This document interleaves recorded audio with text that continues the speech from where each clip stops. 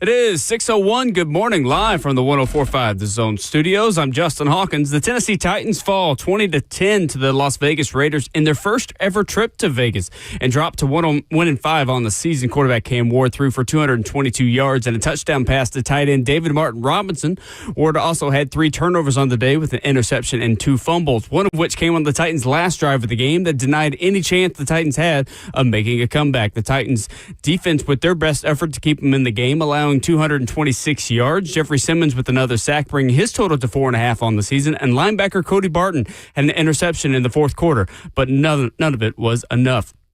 Kansas City Chiefs get back to 500 on the season as they tamed the Detroit Lions 30-17 on Sunday Night Football. Patrick Mahomes had 4 total touchdowns, 3 passing, and 1 rushing. And in college football, the Tennessee Vols moved up 1 spot in the AP poll to number 11 in the country after their narrow 34-31 win over Arkansas Saturday in Knoxville. And per ESPN's Pete Thamel yesterday, Penn State fired head coach James Franklin on Sunday after 12 seasons. Penn State under Franklin this season is 3-3 this far after losing 3 straight to Oregon, UCLA, and Northwestern. For all your foundation repair and waterproofing needs, you've got to go to USSTN.com. Breaking news at once on your home for the Titans and Vols. This is 104.5 The Zone.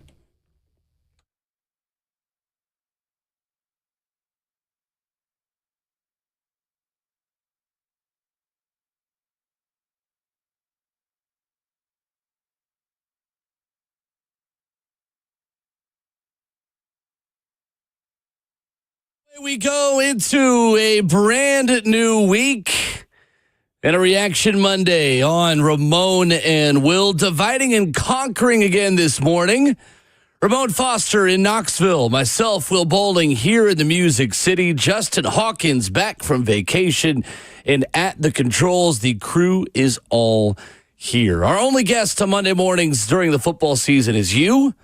615-737-1045. The number is the Tennessee Titans fall to 1-5, losing 20-10 in Sin City to the Las Vegas Raiders yesterday afternoon. Ramon Foster, a lot to get to this morning as I say hello to you across the power of the internet. How we doing? Good morning. We're good, man. Good morning, Will.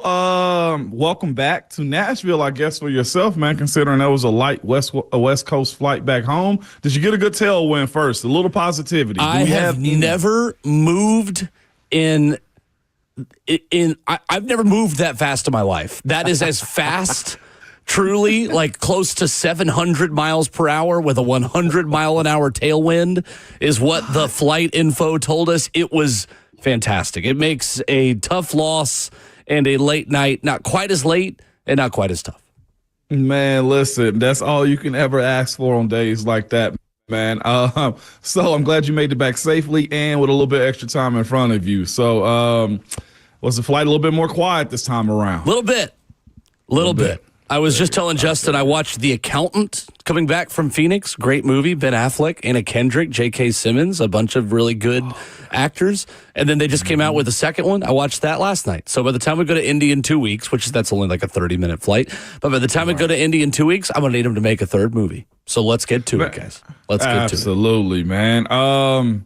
What a game yesterday. I didn't know how to take it in. I did. I guess I'm here in Knoxville right now, which is why I went to totally different studios. I got an event I got to go to around noon today, Eastern time.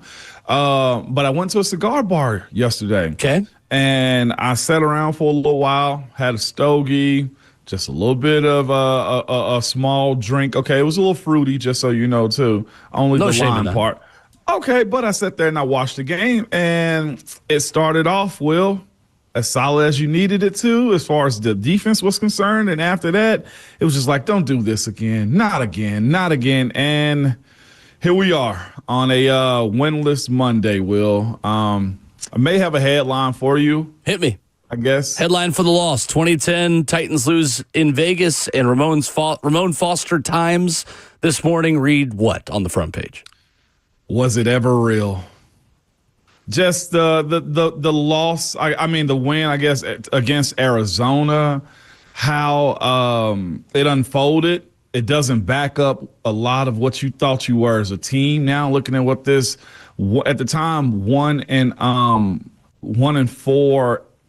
I mean, Raiders team.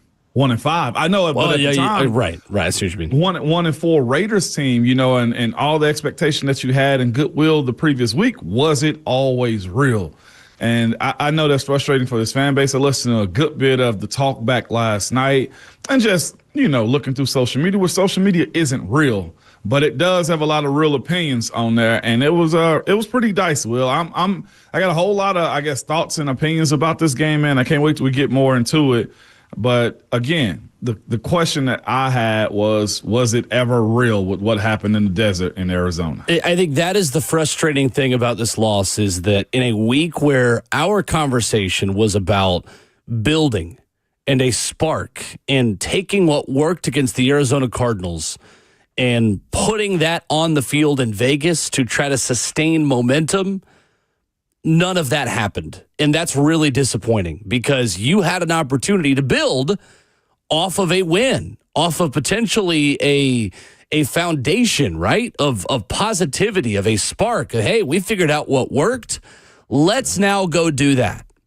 And Ramon, on offense, instead of coming out in some of the tempo, in shotgun, in letting Cam get some early confidence, they ran the ball 3 times and punted right back to the Las Vegas Raiders on the opening drive of the game. Did you like the opening script, the opening plan from Brian Callahan and his offensive coaching staff? Man, here's what I thought looking at it. Did I like it? No. Ultimately, in hindsight, it's just like, okay, let your guys get a rhythm. Let your wide receivers get into it. The tight ends, we spoke about this coming out of the Arizona game, was just okay, Chig and Gunnar Helm are guys that you want to see get going early. And I felt like the second part of this game, when they started going again, Chig was the go-to guy. And you didn't really go to him soon enough to get a flow for Cam, get a flow for the offense. But here's what I thought looking at the why Coach Callahan started the game up like that. He's finally got his right tackle back. This is a guy that's known as a role grader when it comes down to his level of play. You got the starting entirety of the O-line, so let's establish the run. Let's punch him in the mouth. Let's be a team that's trying to establish the physical side of the game, and they just couldn't offensively. 3 plays and a punt. It was problematic when you saw it not working. That was the point of it that got me more than anything. Is like, why are you going to do this if it's not working? At some point, you needed to spread that defense out, because we spoke about it all last week when you said this is a defense that you can take advantage of. Get the ball out quick, but allow yourself to get up the field and get some positivity, and none was there. There's more to that conversation, though, Will, too. I've seen other teams in the NFL and just college run wide receiver screens or the quick outs to the wide receivers, and I know you saw what I saw. It's one thing to call them and ask your wide receivers to catch the football and get yards. It's another thing to get pushed back into the lap every single time on those quick wide receiver screens.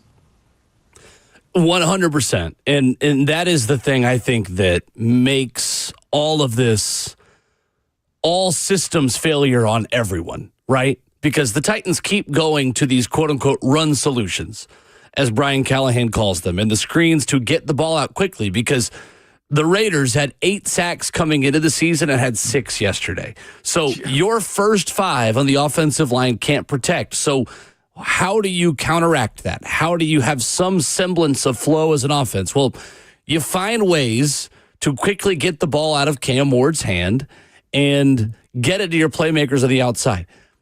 And that included on 3rd and 1, when you have 2 players versus 1 Raiders defender throwing a screen to Tyler Lockett, as Chimere Dike, one-on-one blocking, loses out so quickly that you get blown up in the backfield, and all of a sudden it's 4th and 1. Now, the Titans converted that 4th and 1, but still, that was the best example, Ramon, of what you're talking about. The screen game, the run solutions, the plays where the numbers are there aren't being made. And then there are other moments where the wrong play is just being called and Cam Ward is not put in position to be successful. Let me ask you this, though, from your perspective. On a screen, and that play specifically, you've got 1 defensive back against 2 wide receivers, and you only need a yard. Is that the offensive play caller putting Chimere Dike in a bad spot to block, or should an NFL wide receiver be expected to at least win their block for half a second to allow Tyler Lockett to at least get a yard or 2 in that moment? The answer is both, because if I call it that, that means we've executed it in practice, and you should be able to do it. The other part of it is, yeah, to your point, like you do put him in a bad spot because I feel like Chimere Dike hasn't done that enough in his career. Like the times that those plays have gotten blown up, it was him. I specifically remember against the Colts, where it was, I think, Zaire Franklin that pushed him back for a huge tackle for loss on one of those types, that exact type of play. But there is the expectation that he should be able to do it. So both are true, Will. The way I look at some of the skill guys or how they're getting pushed around, the Titans skill players, has been this. It's almost as if they're like an undeveloped, undersized team, and that shouldn't be the case. You know how when you play like a Power 4 team goes and play against, we can say this, UAB, you expect your guys to just be bigger, stronger, faster. I don't get that from some of the plays or players that the Titans have out there asking to do the dirty work from time to time. Like, to continually get pushed back into the plays, it's almost as if you're playing tackle or you're playing tag football with your little brother or something from time to time. That's how it looks to me, as if they're undersized. And maybe Chimere Dike is, and he shouldn't be asked to be in that position. But here's the thing, to your point in your question, there is an expectation that he should know how to stalk block and not lose out the way that he did. I'm looking at the game last night, the Detroit Lions game, and the play got called back. But you had Jared Goff motion out to the left. They take the snap, and it was Amara St. Brown outside blocking. The play was blown up, but Amara sank his hips and outpowered his DB to get him in for a touchdown. That's the expectation of those plays right there, to where your guys aren't getting pushed back. So, yeah, I do think it's doing a little bit too much and a little bit too much trust. But, Will, there is an expectation that if you walk out there on that football field, your level of play is the best of the best. You're the top 1% in all of football. Live for the 104.5 The Zone Circus Sports Studio, Kentucky's largest sports book can now be found at Circus Sports at Kentucky Downs. I'm going to give you the numbers of what the Titans were on screen passes yesterday that Teron Davenport put out there. It's not good. It's the best example of the, again, all systems failure for the Titans offense yesterday in the 20-10 loss to the Las Vegas Raiders. We'll talk about that. Biggest concerns out of the game, we'll hear about Cam Ward, about Brian Callahan's evaluation. Plus, I had a front row seat, Ramon, to a very interesting interaction between Brian Callahan and Cam Ward yesterday that we can talk about. 615-737-1045 is our number. Our only guest of the morning is you, and we'll get to your phone calls as well on Titans and Raiders coming up next.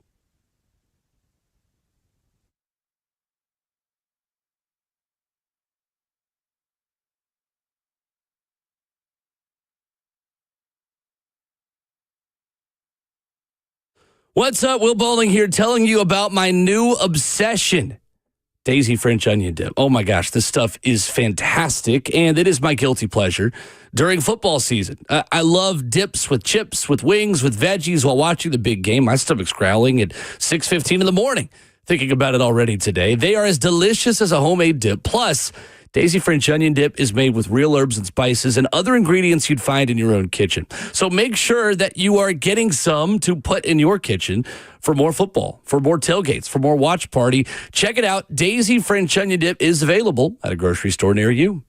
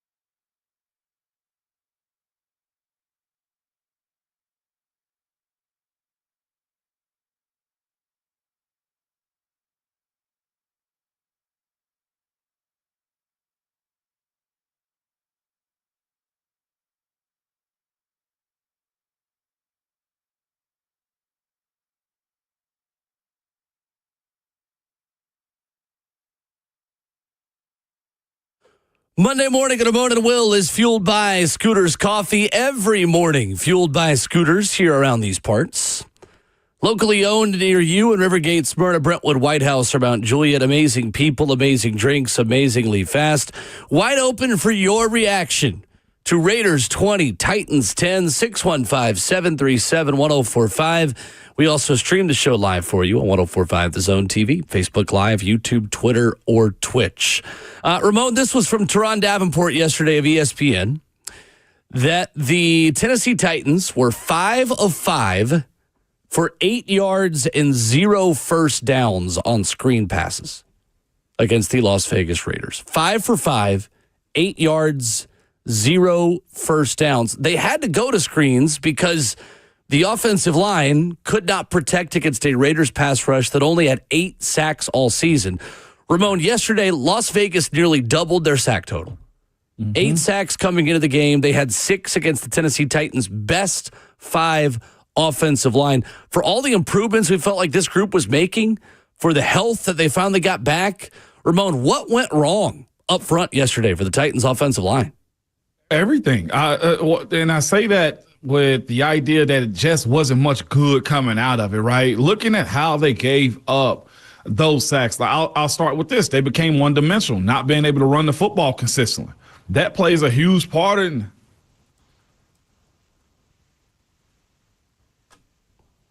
I think we lost Ramon. That's not I didn't good. Realize Coach Callahan was going to be a guest this early on the show. Ramon, we lost you for a second. Oh, okay. You were hearing something. All right, I got you. You can hear that? Yeah, I could hear that. Oh, I was recording back here. It did not go off over the air, but you're the only one that can hear. I can't hear Will talking right now. That's not ideal. Okay. We'll pause. Can you hear me now? All good. All good. Go ahead if you can hear me. Nope, not yet, Will. Still I had can't you hear before me. Callahan. That is just not ideal. Good. The power of Zoom today is creating some challenges. Anything, Ramon? Can you just interrupt me when you can hear me? Nope, not at all. I'll give my take on it then. I think the Titans' offensive line ran into a team. I see your mouth moving, Will, but I do not hear you still. I am definitely talking. This is not good. There it is. There he is. All right. He's back. Yeah, you are much more qualified, Ramon, to give your evaluation of what isn't working for the Titans' offensive line than I am. So please give your 11 years of NFL experience and not my 0.0 of playing offensive line. What wasn't working for the Titans' offensive line yesterday? What wasn't working, legitimately, I'll say, again, nothing for the most part. When you did start off the game by trying to run the ball and establish a line of scrimmage, and you absolutely couldn't, that made you almost one-dimensional in a sense. It also forced the coaches feel like as if they had to go outside the pocket or outside the box to get some positivity with the quick screen games, and then they weren't working. Looking at how that Raiders defense played the Titans, I feel like they looked at them as if they were better athletes. I feel like they were more physical too. Just looking at just the runs and guys getting pushed back. That's what it looks like. Well, those guys up front, they couldn't adjust to the movement. You had Max Crosby, man, that's moving on the left side, the right side of the offensive line himself, and guys just created a lot of chaos. I simply look at this situation as they got bullied. And here's the other part about it too. You knew who the guys were. And then it was a bunch of unknowns that they had on that defensive line, too, that continues to eat and get sacks off of this offensive line, too. Devin White being able to blitz up the middle. The eyes were in the wrong position. You had Laulu. Yes, as one of the other defensive linemen out of nowhere. I don't think there was any synchronizing of their communication. There were open gaps that were available to the Raiders defensive line to get through. And all the cohesion I felt like they had made with Oli Udoh, with the insertion of J.C. Latham, I thought went away. 2 times earlier in the game, you had Kevin Zeitler. Again, I respect him as a player. I respect how long he's been playing and what he's done in the different locations he's been in. But it was not his day on Sunday at all. He got turned sideways. He got hit with a spin move. You had defensive ends going against Dan Moore, hitting him with a spin move. You had J.C. Latham giving up. Everybody took a shot yesterday at being bad. And to be fair to the play callers, when your offensive line can't establish anything, and I mean nothing, it makes you have to throw the football around the yard. And that's not what your specialty is right now. To get back to the original point of how they played, well, that offensive line got bullied. They did. They totally did. And again, Ramon, is one of the most frustrating parts of this season is that even the guys who are supposed to be leaders and your best players are not playing close to their best football this season. It has been inconsistent. I thought your point about Kevin Zeitler was a fair one. I noticed the same thing. I mean, he was probably, and PFF hasn't put their numbers out yet. They usually do that by the time we're off air, but he's definitely going to be credited with at least one sack allowed because the spin move that he gave up to allow one of those was significant. I believe that was either Laulu or, gosh, take your pick. I mean, Devin White up the middle, remember? Devin White up the middle, a miscommunication. You have and number 90. 2 Cam Ward sacks resulting in it as well, or 2 Cam Ward fumbles resulting as a part of that as well. This was a mixture of a lot of bad. It's just the simplest way to put it. Brian Callahan and his coaching staff didn't do a good enough job putting these guys in position to be successful, whether it's Cam Ward just standing back there in the pocket and not moving around, whether it was the screen game that just didn't work because you couldn't block guys on the outside.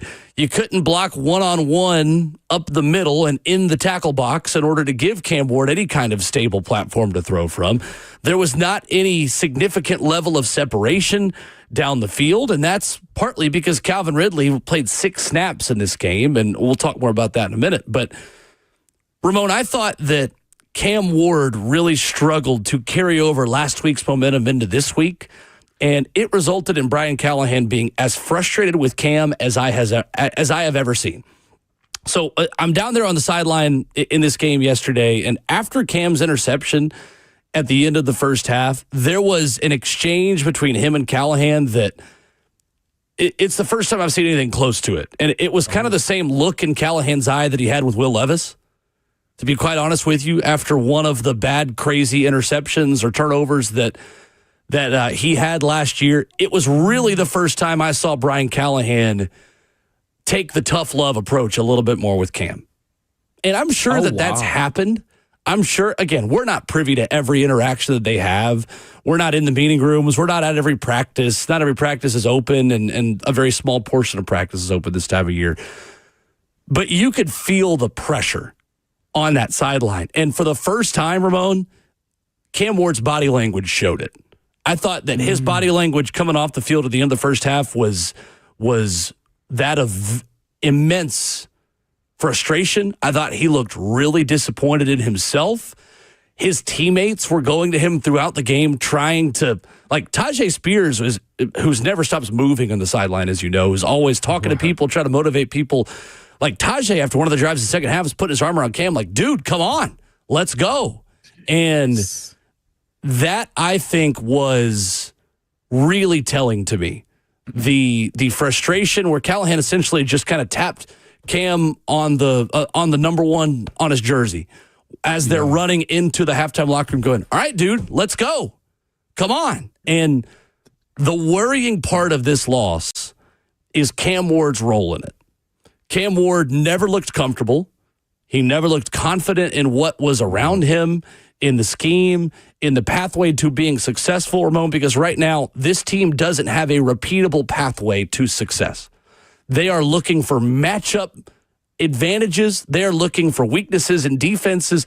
They're looking for any kind of advantage they can get week to week, but they do not have a plan A that is good enough to be repeatable and work week in and week out right now. And you can certainly see the frustration starting to build a little bit on that sideline, especially on the offense.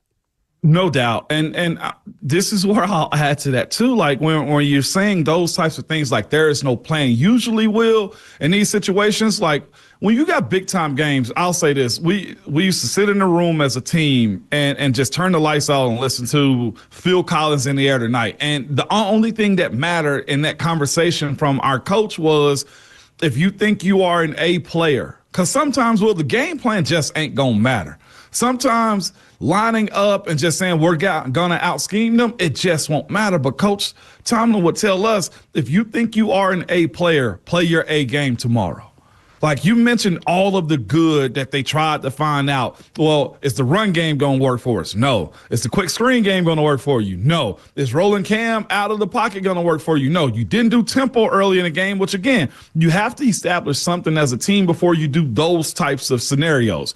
I will say that to the people that we need to run tempo. Well, you got to establish something first because nothing becomes believable. You'll have defenses playing soft coverage on you and allowing you to just dink and dunk until you don't have anything in a gotta have it moment like 3rd and 1 and you give up a TFL, or it's 3rd and about 4 and you can't get down the field because you can't protect. To your point, nothing was working. And this is where I said, like, looking at where this team is right now and how it's constructed, and I'm gonna get to my main point of it all is this: the way it's constructed, you don't have enough A players that can simply go beat the other team.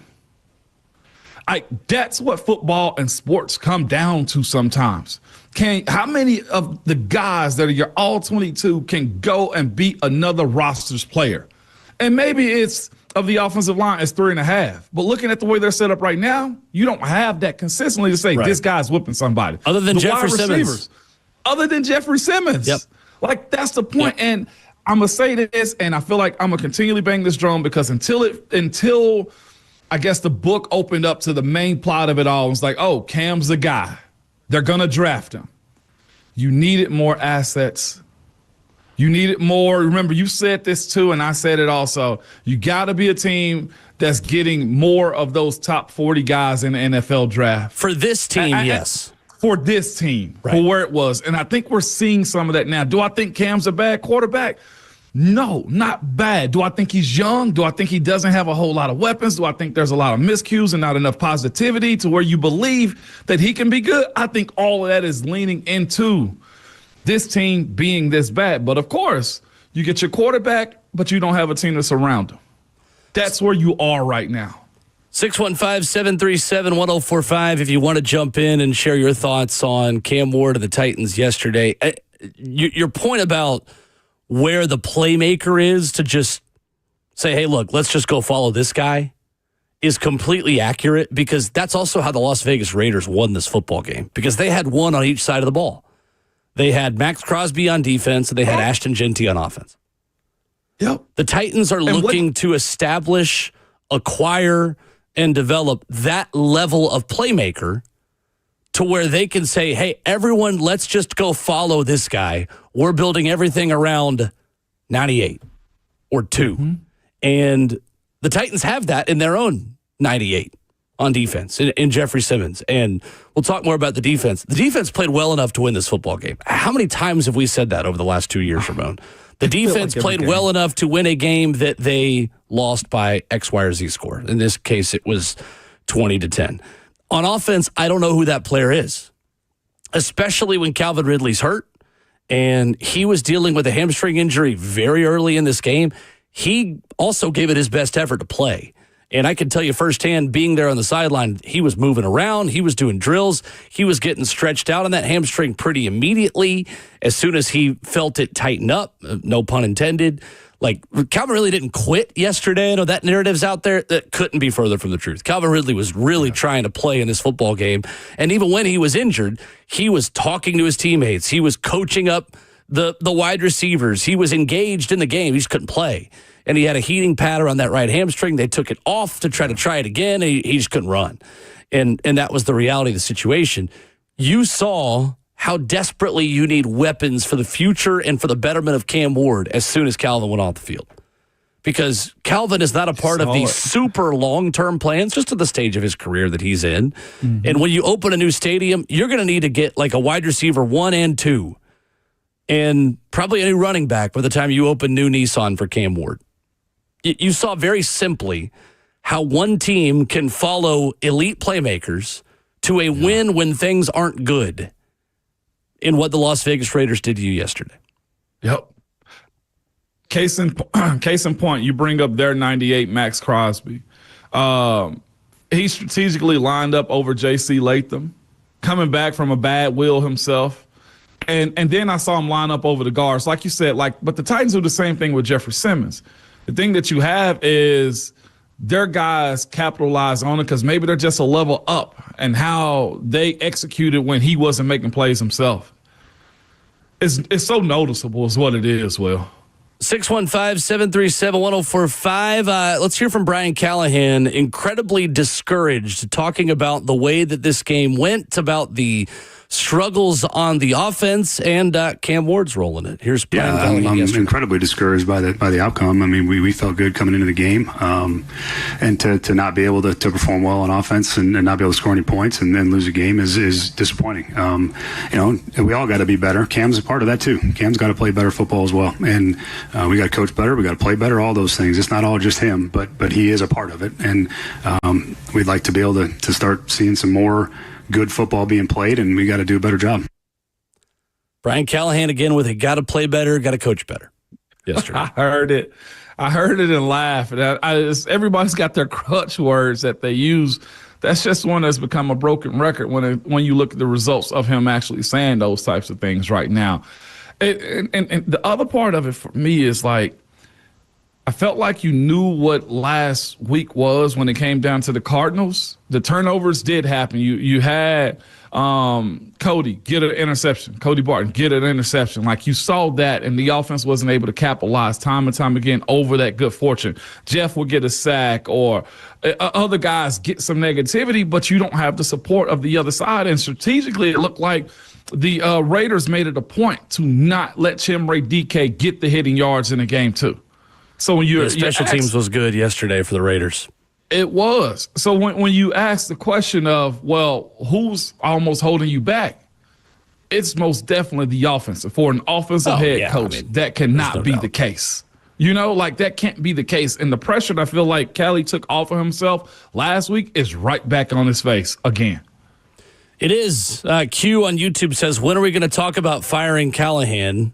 Says, love you guys, but come on. When are we discussing him only winning 4 games so far? I mean, we've discussed it for 3 weeks. Q, I don't know where you've been. I appreciate you, but no one survives stretches like this. Nobody does. What we hoped was a spark last week wasn't. The Titans could not carry over momentum, and Brian Callahan is going to be the one held accountable for it, and his staff. And that's the reality of the situation. Even when it's personnel, partly it's quarterback development. Ultimately it's your job to coach up the young players and show progress from week 1 to week 6. And the Titans are 1-5 and haven't shown that progress. The reality of the situation is, in this league or in any league, head coach is held responsible for that. So no, I mean, he's not going to survive this. Barring a major change, which we didn't see. We saw more of the same yesterday. He's not going to survive this. Yeah, Q. Go ahead. I was just going to add the fact that the media results of what Cam Ward is too, nationally is getting a whole lot more attention with how bad it's been for him as the number 1 overall pick. That's the one thing you will get coverage of, is the development of the number 1 overall pick, good or bad this year. And nationally, it is seen as being bad, just as much so as it is in Nashville. So yeah, that conversation, Q, of when is it going to happen, if it's going to happen, it's just everybody's sitting and waiting and watching right now. 615-737-1045, our number. Teron Davenport tweeting out yesterday, the Titans have 83 points this season. Their fewest through 6 games since 1985, according to ESPN research. We go rapid fire on the phone, starting with Dave and Rick. Your thoughts on Titans and Raiders coming up next.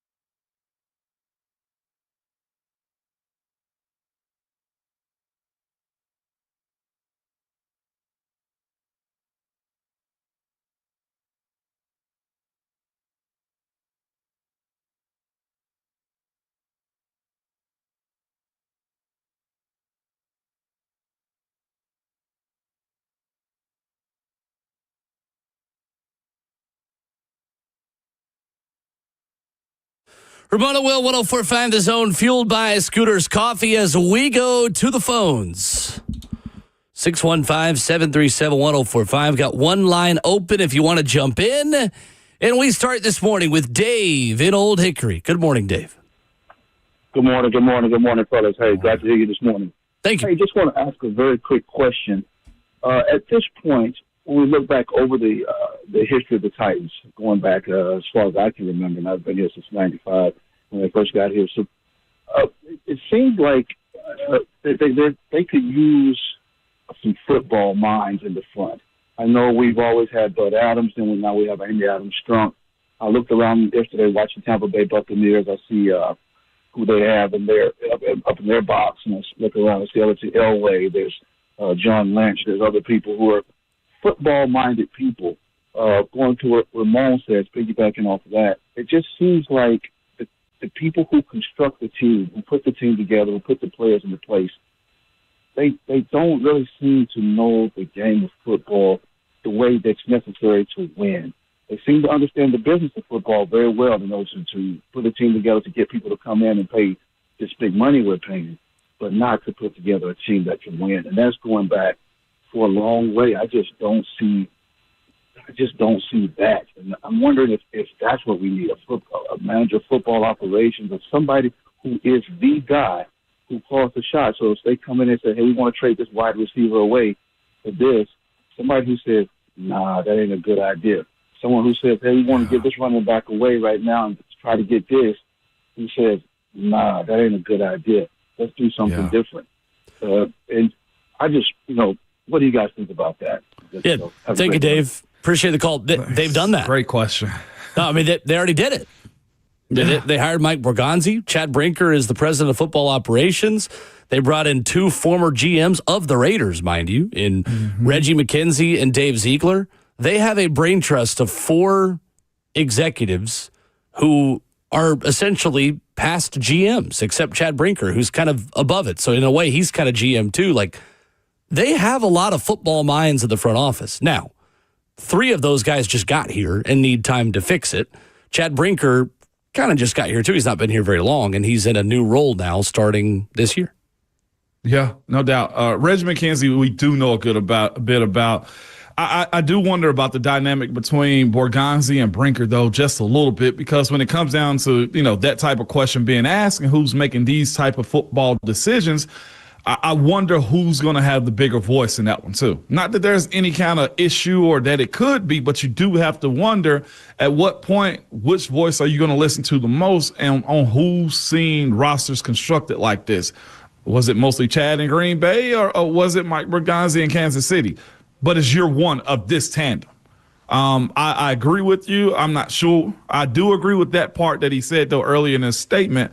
We hear more about the business than we do about the football side of things when the voices come outside of the building from time to time. So time is the only thing I will give you the answer for on that one, too, with this new regime. Rick is in Nashville up next, 615-737-1045. What's up, Rick? Yeah, as an offensive line expert, I thought I would call in and give my observations. 30 years ago, I was the head coach of the Flat Rock Vols Pee Wee football team, and developed some offensive line drills that I think I could help the Titans with. One of the things that I saw in reviewing the Pee Wee film was that offensive linemen tend to stop playing after about 2 seconds. I don't know why. They burst out, they hit somebody, and then they go, I'm good. And so I watched the Titans, and I rewind, and I watched the plays. And number 75, Mr. Junior, he does not have the ability to block longer than 3 seconds. I don't know why. He gives up after 2 or 3 seconds, and then you start watching the rest of the linemen. And I do not know how pros could make the same mistake as Pee-wees. But I have a drill. When we would play, we would count, all the linemen would count to 6. And you would have to keep blocking, do whatever, till everybody got to 6. And so when I watched the line play, and I'm not a lineman coach, I was the head coach, but I just don't understand how a pro can stop playing, and maybe you guys with actual experience can explain that to me. Thank you, Rick. Appreciate the call. Ramon? I'll say this quickly. Either you're coaching it or you're allowing it, because every piece of tape is filmed, of every piece of tape is reviewed, every single bit of it. The other part I'll say is this too, with watching how Cam has double clutched it from time to time. And I do think, well, I know this. There are 3 steps, there are quick throws, there are 7 steps, there are 5 steps. Plays do have their clocks. If the quarterback is holding on to it, that's somewhat on him. I will say this, but there's also the conversation to be had for a guy to held the ball a long time that I blocked for, Ben Roethlisberger. Somebody's going to have to tell that group up front, when you block longer. And whenever you feel like you block long enough, block a little bit more. That was one of the first things that I was taught by, here's the other part I'm going to tell you, by guys that had already done that and been in a room. That was a peer-to-peer conversation right there, too. And you got to think this group doesn't have a whole lot of passing down, per se, about what the standard is. There's no stability so far. Pee Wee football film. I didn't know that existed. Are we doing film of Pee Wee football? I do have to coach that to my young boys. Finish the block. Yeah, sure. JD is at 11 and up next, 615-737-1045. What's up, JD? Hey, guys. Good morning. Thanks for taking my call. Yep. Hey, just looking as a fan, looking at this team is worse than last year. And basically I see a lot of the same players that's playing besides the quarterback. And I just, I'm probably beating a dead horse, but, I don't understand why, seeing this team was not a quarterback away from being good, why would you draft a quarterback, put him in the same position to set him up to fail? Why didn't you trade this pick, get you a Justin Hunter, someone else, build around that, play a veteran quarterback, get your quarterback at a later time, build some pieces in the draft? Look at DK. He's been a good asset in the draft that we have, but I just cannot get over why that the management, the upper level, the GM, ownership did not see that this team was not relevant enough to go get a quarterback right now to be decent this year. I just feel like just as a fan watching this every Sunday, I just cannot fathom the thought of that. I appreciate you guys taking my call. Thank you, JD. I think the reason why, and I don't think we're going to know if it's the right decision or the wrong decision this year, because you don't make draft picks for 1 year. You make them for 5 plus, you hope.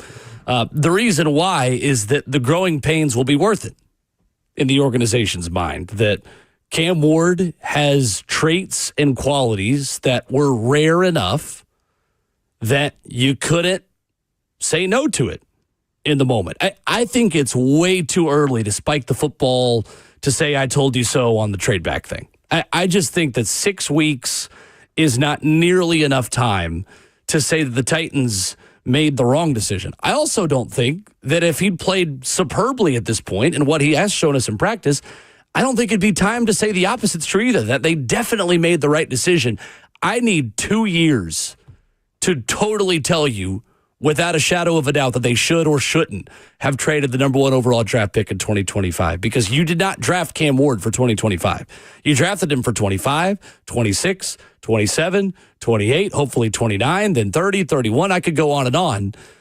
This is a process. Now, you've made it tougher on Cam and tougher on your coaching staff to get that process right, but it is way too early to me to say that you should or shouldn't have traded the number 1 overall pick of the 2025 NFL draft. I'm just not there. I know we're up against it, but I have a take on that whenever we come back, though, on that conversation. We'll do that next. 615-737-1045. Plus, Jeffrey Simmons had a big red flag statement that Cam Ward then agreed with yesterday about the Titans being flat. That's next. Selling your home can be stressful, but it doesn't have to be. Get a guaranteed offer from Mark Spain Real Estate. There are no showings, no open houses, no stress. Work with the number 1 real estate team in the U.S. and close with confidence. Go to markspain.com today.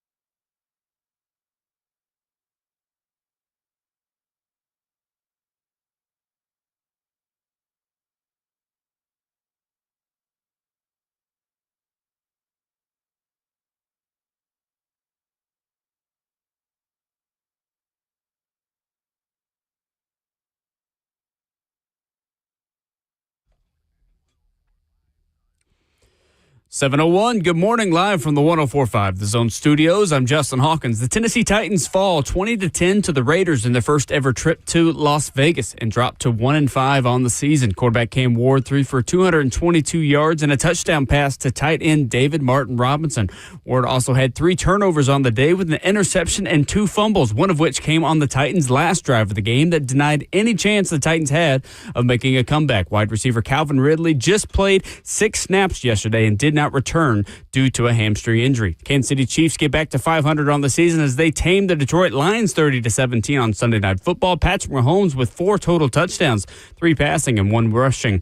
In college football over the weekend, the Tennessee Vols moved up 1 spot in the AP poll to number 11 in the country after narrow 34-31 win over Arkansas Razorbacks Saturday in Knoxville. And per ESPN's Pete Thamel on Sunday, Penn State has fired head coach James Franklin after 12 seasons. Penn State under Franklin this season is 3-3 thus far after losing 3 straight to Oregon, UCLA, and Northwestern. For all your foundation repair and waterproofing needs, you've got to go to USSTN.com. Breaking news at once on your home for the Titans and Vols. This is 104.5 The Zone.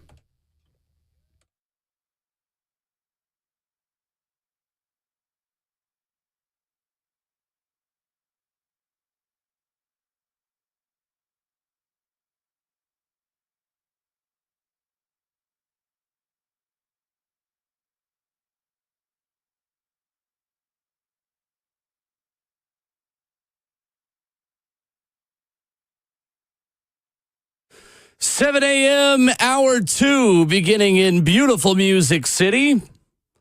Ramona Will, at 104.5 The Zone is fueled by Scooters Coffee. Ramon Foster, Will Bowling, Justin Hawkins, at Ramon and Will, where you stream the show and follow us on Twitter.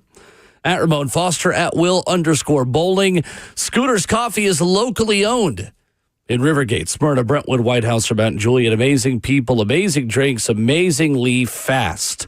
A caller just said before the break, JD, that the Titans made the wrong call in drafting Cam Ward. Should have traded back. You can give your thoughts on that at Ramon and Will, where we have posted a poll this morning. We've actually posted a couple of them that we'll get to coming up in just a moment. But the question reads, just based off what JD said and what Ramon's about to react to, 6 weeks into the season, did the Titans make the right decision with the number 1 pick?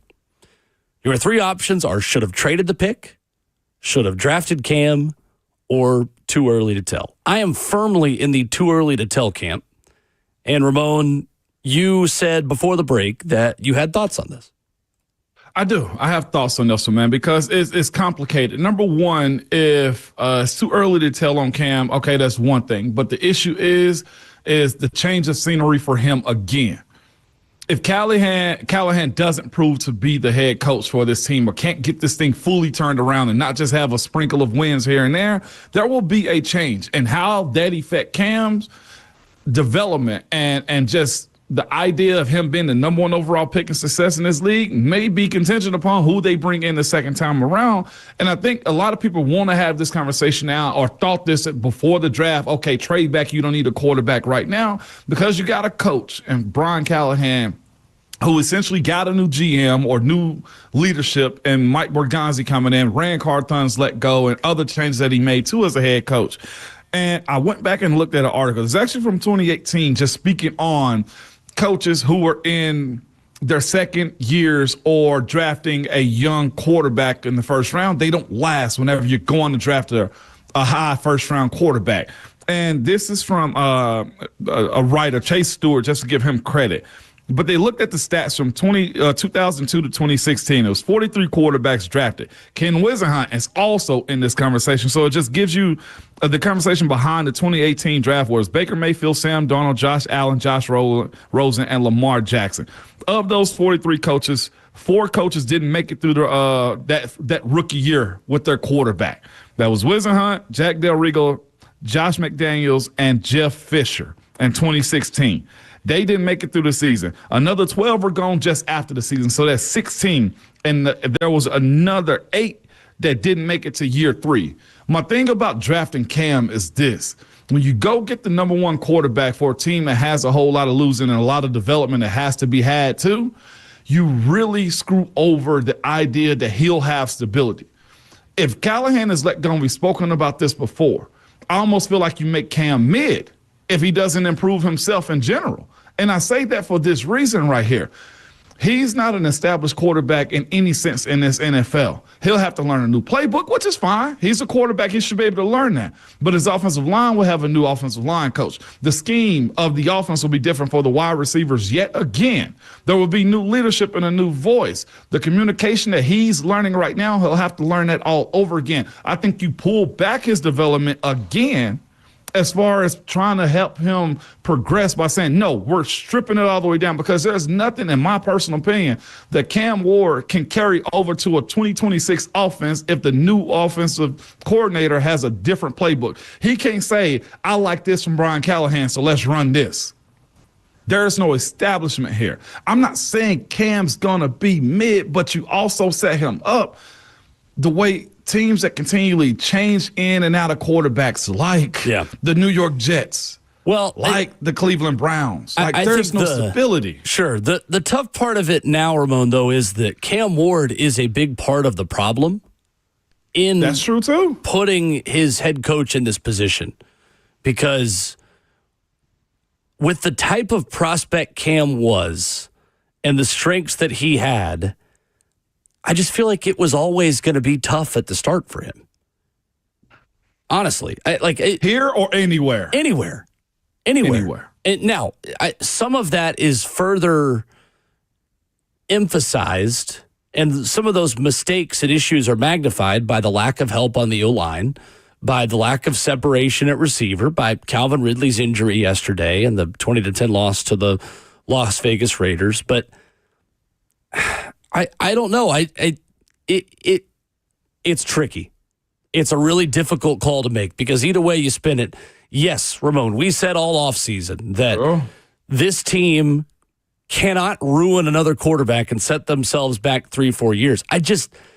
I think with his skill set specifically and the traits of what Cam Ward can do that most other prospects can't, I think you still made the right call. I think it is far too early, 6 games into the season, with just one full game with a healthy 5 on the offensive line. One full game. Because Denver, I'm not counting, because J.C. Latham didn't even finish that game. He needs more time for us to further evaluate whether or not the Titans made the right decision. I still think they did make the right decision because of the things he can do that you can't teach, and the mentality of who he is as a person and as a leader. They needed a culture reset in a lot of ways, and I think Cam has brought about some of that. But right now, Ramon, on the football field, he is a part of the problem. He just is. And we got to be able to admit both of those things at the same time. That while, yes, Cam does a lot of really good things and Cam has not put in the best position to be successful, I have a hard time totally putting this on the organization or the coach, Ramon, when Cam is not getting better in a lot of the ways that he needs to get better. The ball's not coming out quick enough. He's not accurate enough in the face of pressure, and he is still learning how to be an NFL quarterback. And considering the system he came from and the fact that he was running the wing T like 6 years ago, it was always going to look like this to start his career. I guess my pushback on that is, though, too, the offensive line is supposed to be better. It is. The wide receivers 100% is. Yep. You handpicked, and Calvin's in the second year of this offense, so he should know it a little bit better, too. You got some experienced tight, you got an experienced tight end in Chig. It's just that nothing and all has gotten better to make you feel optimistic about his development as a quarterback under this regime. That's true. Or to your point that he won't be ruined here if it is him. Like right now, to your point, yes, the way he's like throwing the ball and then pulling it back and fumbling. The ball simply just dropped out of his hand as if it was angels in the outfield or angels in the play field yesterday. And then at the end of the second half, when you're driving, he has pressure on him. And I don't even know if you want to call it doing too much right now, because he did get hit a little bit as he was throwing it, but you throw an interception. Like whether that ball was tipped or not, that still goes to his stat line. And I even went through last night to do a 1-to-1 comparison of the first 6 games of Will Levis and Cam Ward. And they're damn near identical at this point. So it's almost as if, who do you blame? Is it the organization? Is it the coach?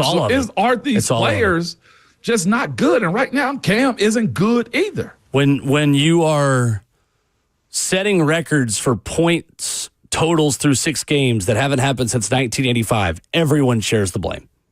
This is that's the thing, Ramon, is that it's players, it's coaching, it's front office, it's all of it. Like everyone in that building right now, and they know it. I'm not saying anything that's breaking news. Like the reality of the situation is the Titans have scored 83 points this season, which is their fewest through 6 games since 1985. Everyone shoulders that. Everyone carries that through 6 weeks.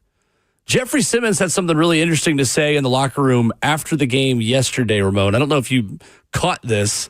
Talking about Thursday being a bad practice and the team coming out flat. This was Jeff via Teron Davenport on Twitter yesterday.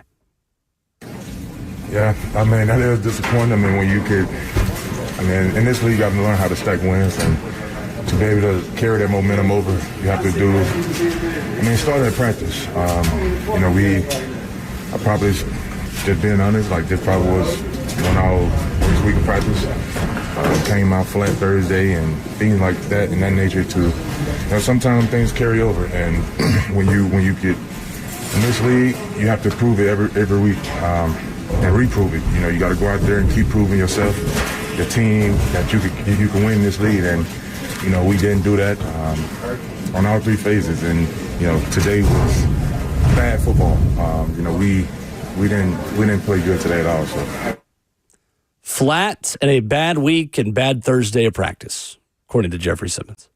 You got to love Jeffrey Simmons as a teammate, as a person, because I have a feeling he doesn't know a filter. He tries to have one. And, to expose his team like that after a loss like it was on Sunday, it sounds tiring to him. It sounds like he's very frustrated. It sounds like a guy that knows I'm doing my part.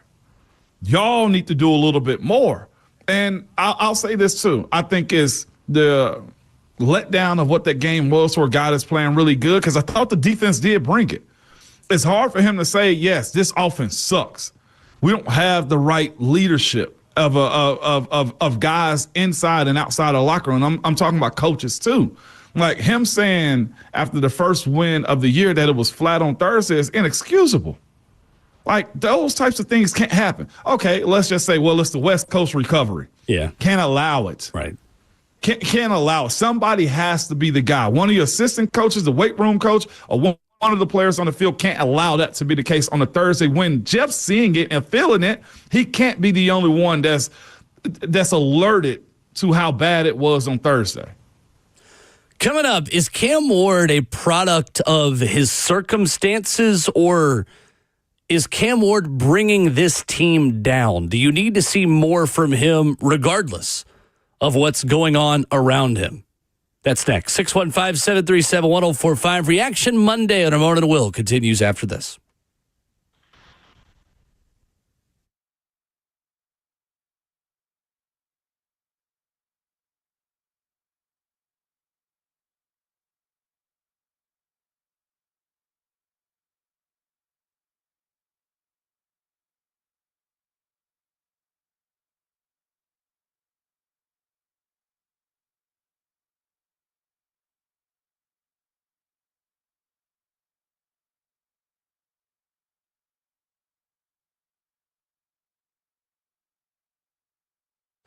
Put Lee Company on your team and stay ahead of the game with home maintenance, repairs, and more. Hey, it's Will Bowling. For as little as $14 a month, become a Lee Company Plus member and receive 4 annual visits to your home for your heating, air conditioning, plumbing, and electrical systems. Even better, Lee Company Plus members receive up to 20% off on every visit, and they enjoy priority service. So you can learn more online at leecompany.com/plus. Platinum Home Protection starts with a Lee Company Plus membership. And I'm here to tell you, this is as good as it gets. Incredible value for just $14 a month. You get those 4 annual visits. You stay ahead of Mother Nature. Whether it's random heat waves or blasts of cold air, with Lee Company Plus, you're always ahead. And everything's working the way it's supposed to year-round. Call them 615-567-1000 or head online to leecompany.com/plus. That's Lee Company. All you need. Synergex and Low T Center are the original MVPs of testosterone replacement therapy. They've been changing the lives of men across the country for over a decade. Since starting, a lot of other players have entered the field, but Synergex and Low T Center are the pros providing you with the most medically driven, results-focused, and winning approach to restoring the quality of patient lives through hormone care. Just talk to some of their clients, man, and they will tell you TRT with Synergex and Low T Center have significantly changed their lives. So don't wait, man. Get into a center and get your testing done, man. You'll be wishing you did it sooner. I promise you that.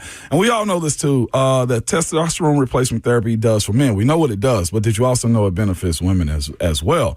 Women experience many of the same symptoms of men with low testosterone, like tiredness, no energy, mood swings, low libido. So women, come in and get tested also, man. I tell you all the time, we worry about the outside of what's going on in our body. We also need to focus on the inside. But can you imagine what your life be like when you take it back? Again, restore your energy like a pro and get on with the rest of your life. Book your appointment now at trtmvp.com. That's trtmvp.com.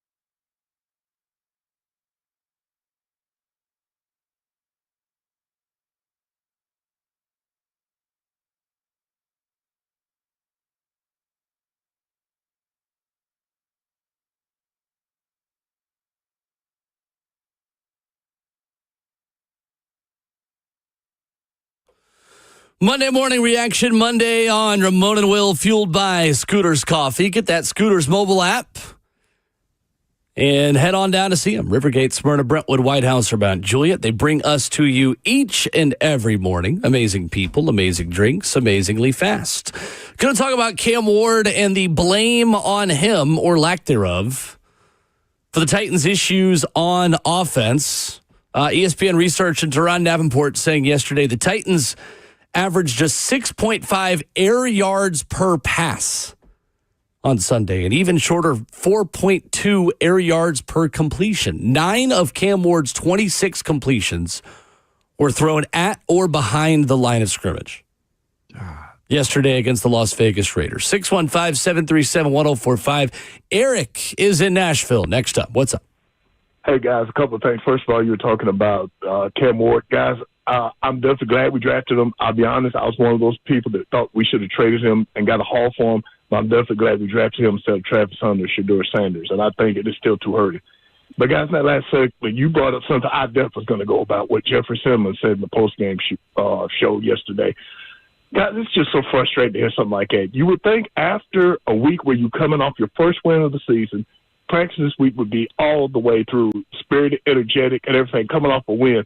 Here's something like that. That is a red flag and an indictment of this team and this coaching staff, guys. That is just so bad. And, guys, I'm like you.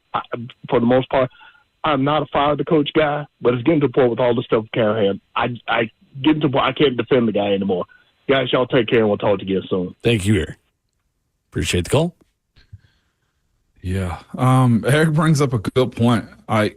You want to do this job in a responsible way, right? By saying, hey, give it time. It'll be all right. Or let the coach grow and, put him in a position where you say to yourself, all right, this has gotten better. But as it stands right now, nothing's gotten better about it. There was a lot of conversation on the back end of the Titans win against Arizona's, whereas Arizona lost that game. The Titans didn't win it.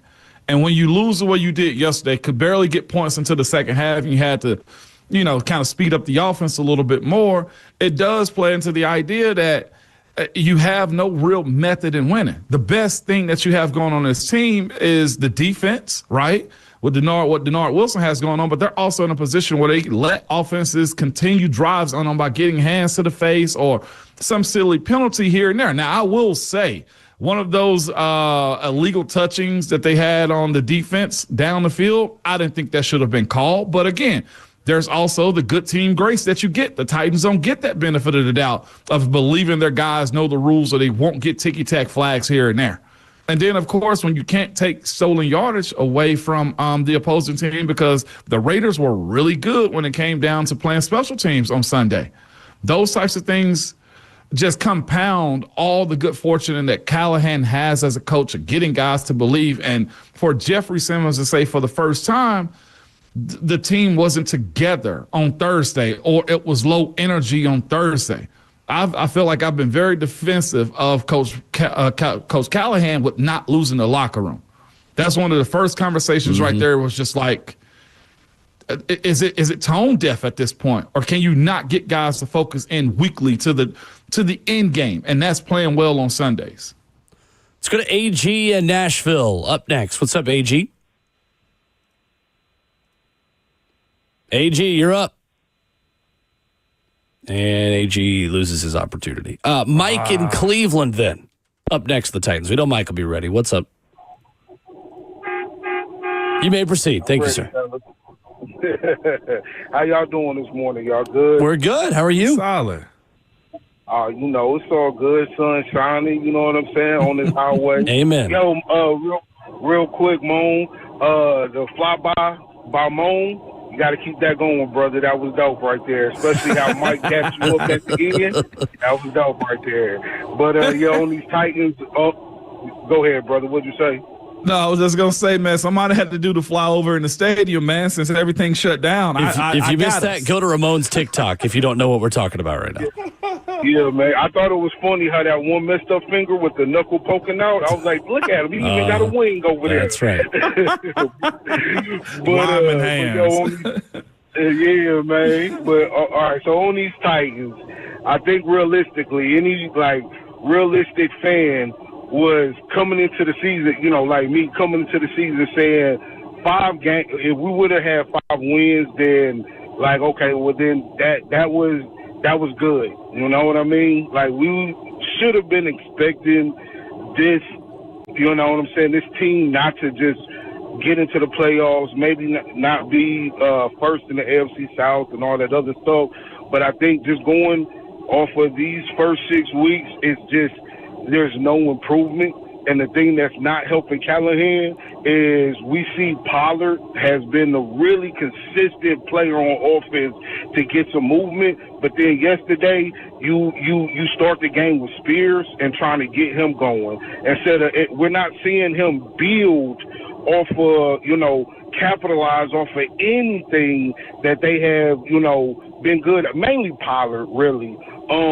This offense is just not progressing at all. So it makes the Fire Callahan chant even louder. It makes it hold even more. Even with the efficiencies that we're seeing from Cam and how he's not getting better, he got worse yesterday. And so it's just we're not seeing no progression at all. And now it's coaching blunders every week. So, you know, that's the thing that's just like, yeah, man, fire this guy. Even if, you know, we got to do an interim.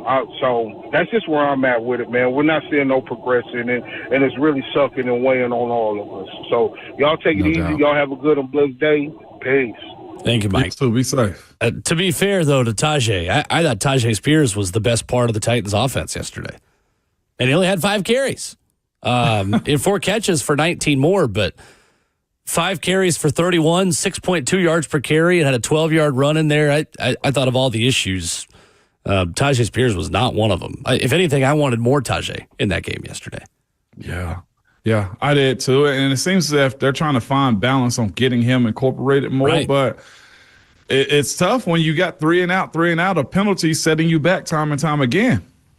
So, Ramon, I feel like this was a big conversation on social media yesterday because Cam Ward went 26 of 38 for 222. He was sacked 6 times, 1 touchdown, which shout out to David Martin Robinson, first career NFL touchdown. Really happy for him. Good dude, guy that's worked really hard, undrafted player. Give him his credit and shout out the positives where we can. But the pick as well and 2 fumbles, 3 turnovers from Cam Ward in this football game.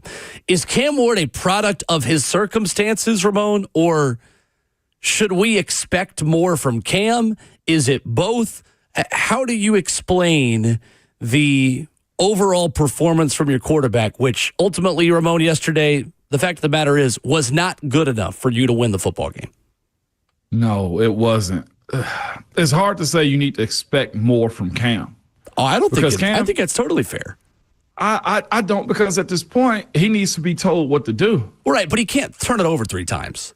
Right, well, like, we can at least say that. So, you mean that part? I thought you were talking about as far as like play the whole performance.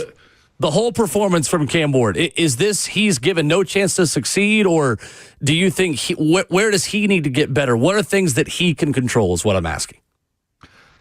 God, that's such a hard question, Will. Like, does he need to get better? Heck yes. Absolutely. Like, looking at his first 6 games, like, he's only at 55% completion percentage.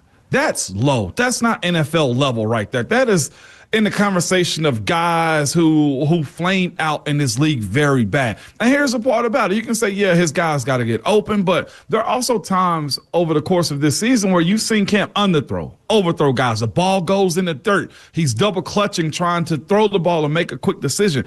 Yes, that's playing a huge part in it also for him and his inability to be effective. Like, there's a lot of pressure that comes with being the number 1 overall guy. Like, you got to look like him. And right now, Cam doesn't look like him at all. So I do blame his offensive line. I blame his wide receivers. I blame his tight end and his coaching staff for not setting it up enough. But here's the other part of it too. He's also been surrounded by what you thought was going to be better product, and it's not happening. I just think the entire mess that they have right now inside of the building, nobody's going to be successful. Even if he does try to do more, teams, again, there's enough tape out there that you know what his tendencies are. They're not biting as much right now on their misdirection plays. they're in his face again. He has more situations where his shoulder, his arm, the football is being tipped than ever before. So is that a product of him not getting rid of it soon enough, or is it a product of the coaches continually doing the same thing?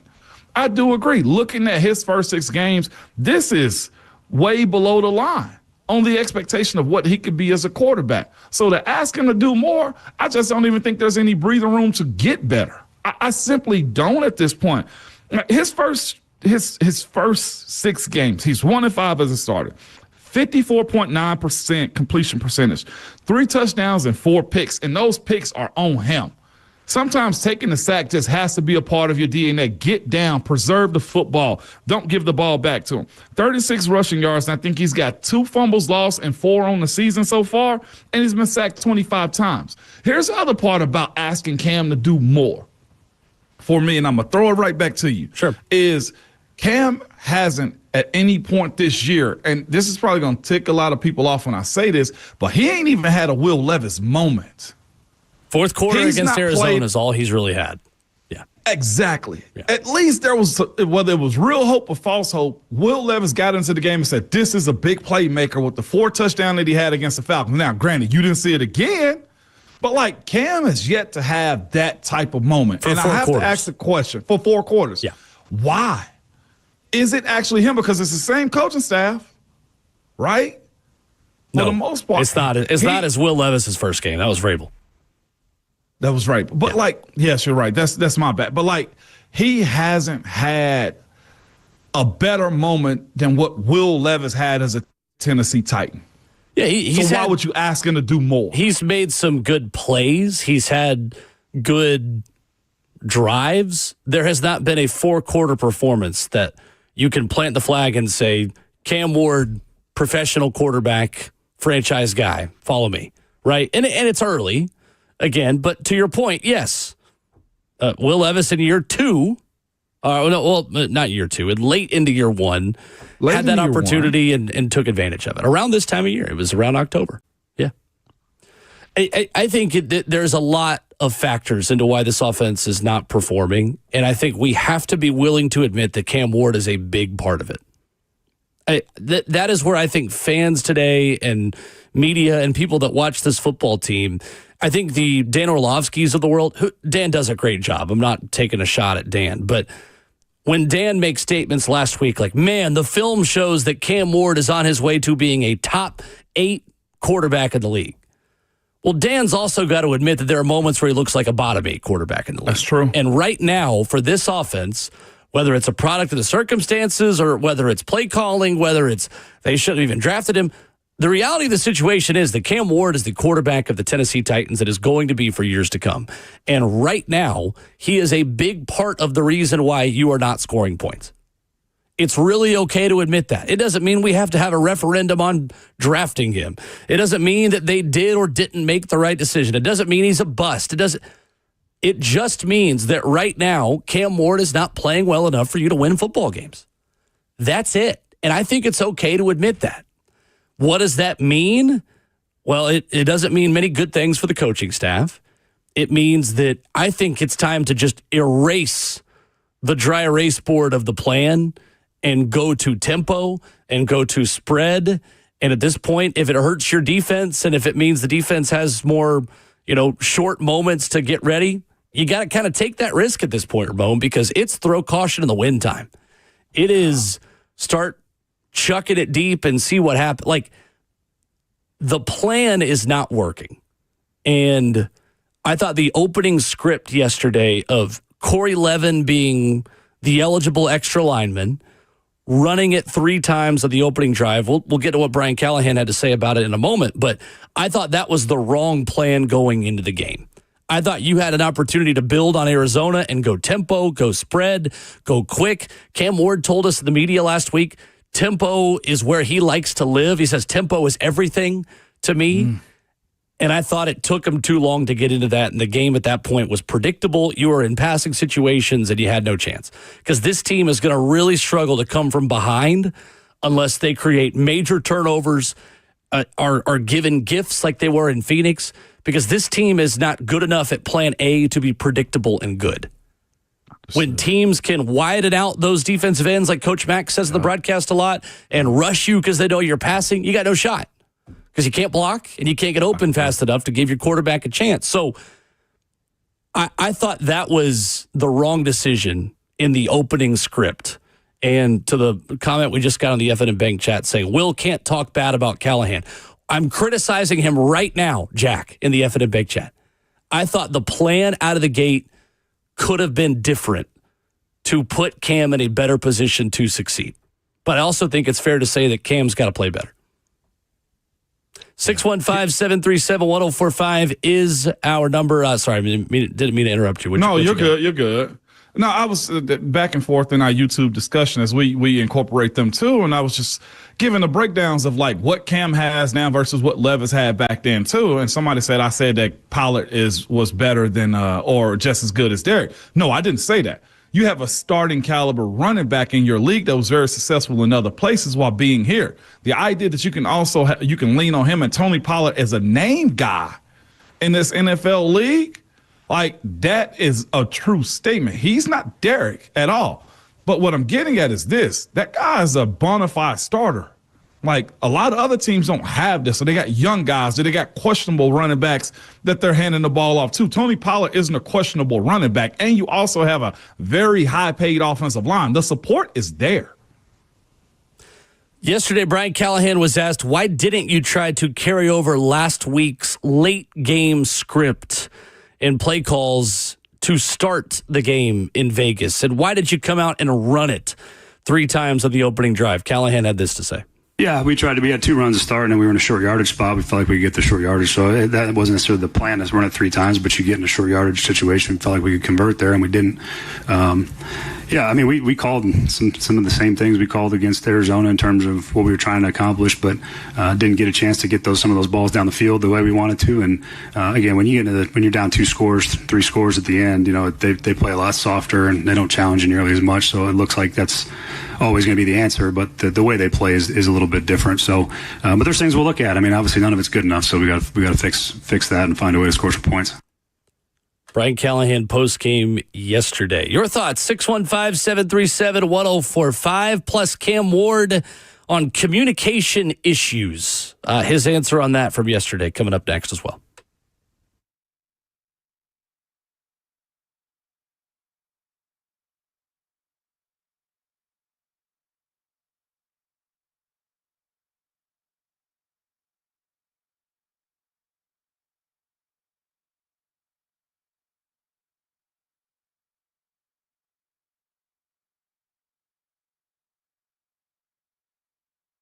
You're losing your hair and you need a simple solution that works. You want the best, man. Modern technology with top-rated physicians, something that's guaranteed to work. Guys, you need Dr. Tanya Pauls and her team at Advanced Hair. They've completely redefined hair restoration, from the experience itself to their unmatched results, man. Receding hairline, balding spot, thinning hair, address them all with Advanced Hair simple one-day treatment in a calm, relaxed environment with the most experienced professionals.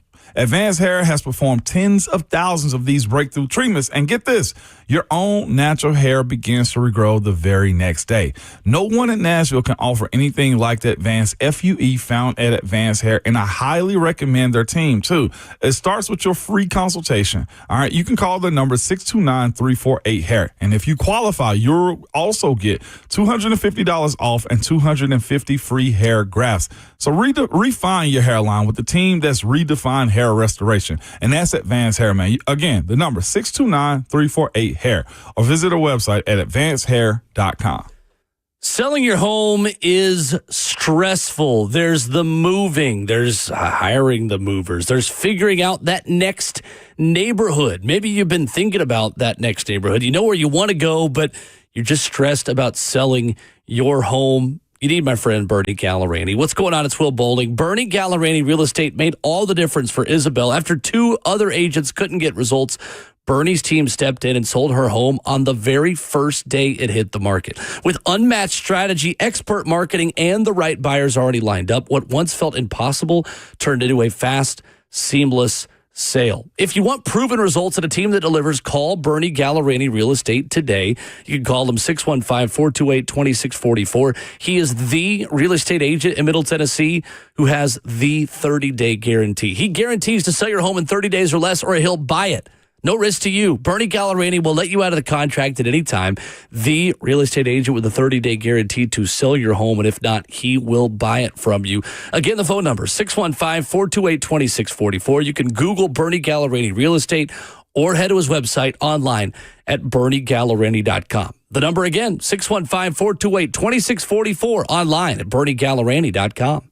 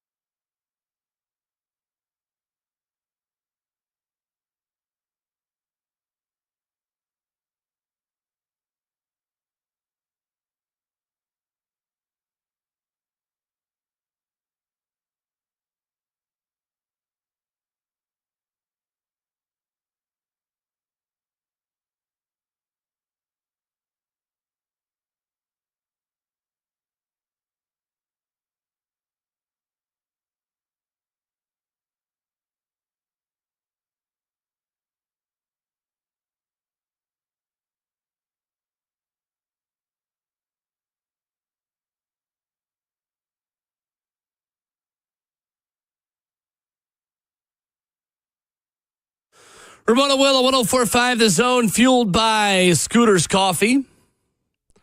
As we continue in hour two, college football talk in a half hour. Our college football hour on Mondays is at 8:20.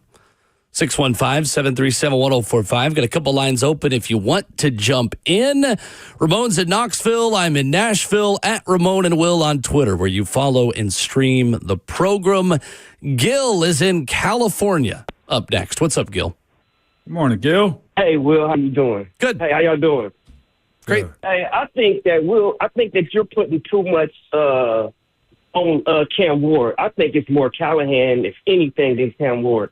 I mean, how many passes have you seen Cam Ward miss where the receivers were wide open? I don't really see it like that. I don't think he's scheming them open enough. And then my biggest problem is this offensive line. They don't even know what to do. And these are guys that's played good everywhere else that they've been. And that's a direct shot on Callahan and his play calling. And I don't think he's confusing anybody. And he's making Cam Ward just look bad because he just doesn't know what he's doing. He can't even answer questions right when you ask him what's going on. And I know Cam Ward ain't perfect, but for him to be a rookie quarterback coming into this situation, I have seen nobody get better under Callahan except Nick Westbrook-Akina. So I just want to say that I have faith in Cam Ward with a better coach, but Callahan needs to go, man. Thank you, Gil. Appreciate the call. Thanks, Gil. Great point. I mean, well, it's such a tug of war into who do you blame, what do you allow Cam to do, how will Cam look if that is it's becoming frustrating to even like try to have a civil conversation. Yeah. Yeah, because I mean, there's no wrong answer. Like, there is blame to go around all over the place right now when you're 1-5 and you've scored the least amount of points through 6 games that your team has scored since 1985. Because I differ from Gil a little bit. I do think Cam has a good bit of fault in this. Protection of the quarterback protection of the football in the pocket for a quarterback is part of your job too. Like, we're not going to discuss it just yet, but does Cam have to fix some aesthetics of how he holds the football? Should it be up more towards his chest where he's got a better grip on it and not low? Like, does he need to take sacks instead of throwing the football away? Like, those are Cam Ward situations right there. Agreed. Again, there's no wrong answer on any of this. I'm just curious where people fall on it. But, I'm not surprised, look, right, that Cam's the one that's going to get the least amount of blame. Cam is the new quarterback. Cam is the excitement. Cam is the future. And I get it. I'm a fan just like you guys. I'm not ready to say the Titans made the wrong choice by drafting him. I just think that Cam deserves to shoulder a lot of the reasons why it's not working. But again, he's a rookie quarterback.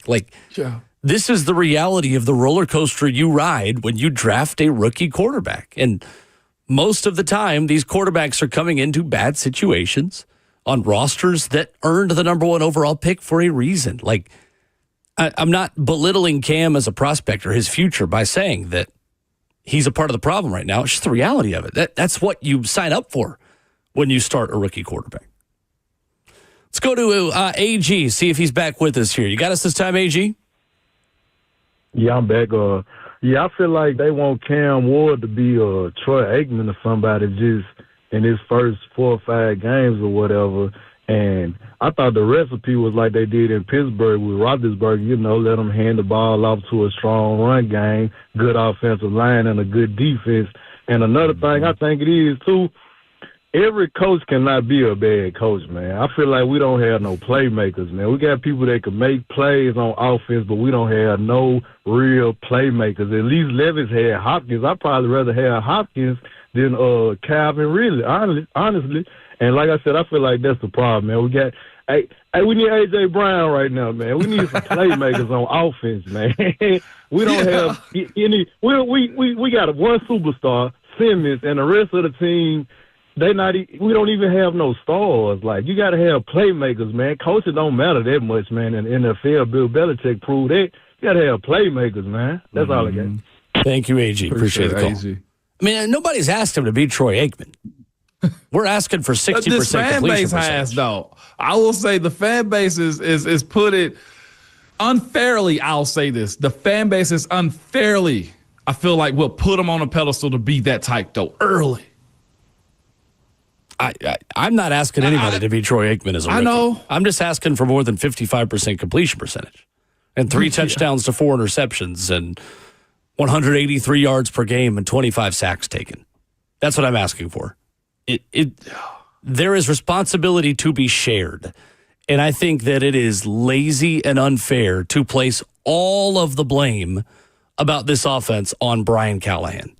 Brian Callahan is a part of the problem. Brian Callahan is not the only person that deserves accountability for why this offense is not working. Everyone that puts on a chin strap and plays offense right now is sharing what's not working, is sharing the responsibility right now. Ramon, that is all that I'm saying this morning.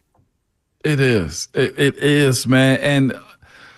But to AG's point, though, too, as far as like stars and guys being good, it's hard running an offense when your wide receivers get body outside the box on a quick screen pass.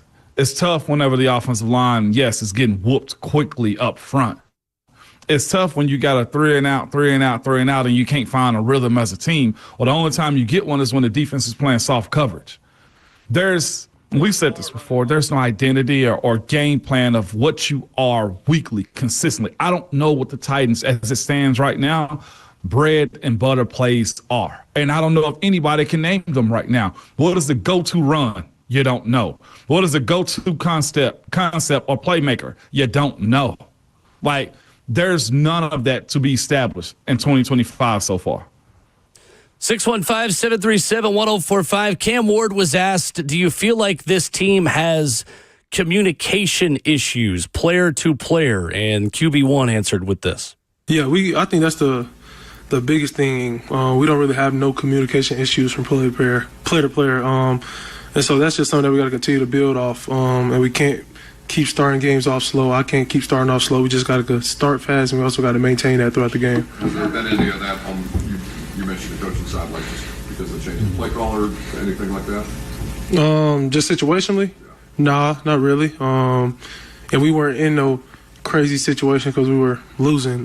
So it's just something that we got to maintain a lead. We got to get a lead. We got to turn the ball over for myself, and then we just got to win games. Cam Ward yesterday, postgame. 615-737-1045. More of your phone calls. DeMario, Christopher, and Dana are on deck as Hour 3 continues after this.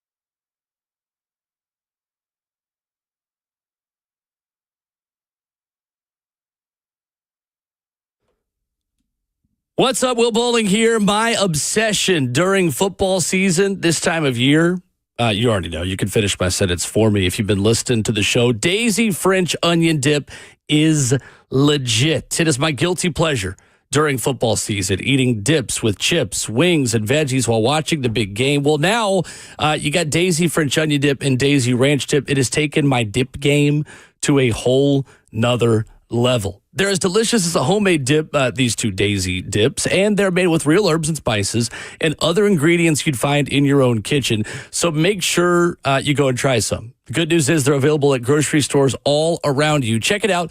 Daisy French onion dip, Daisy ranch dip at a grocery store near you.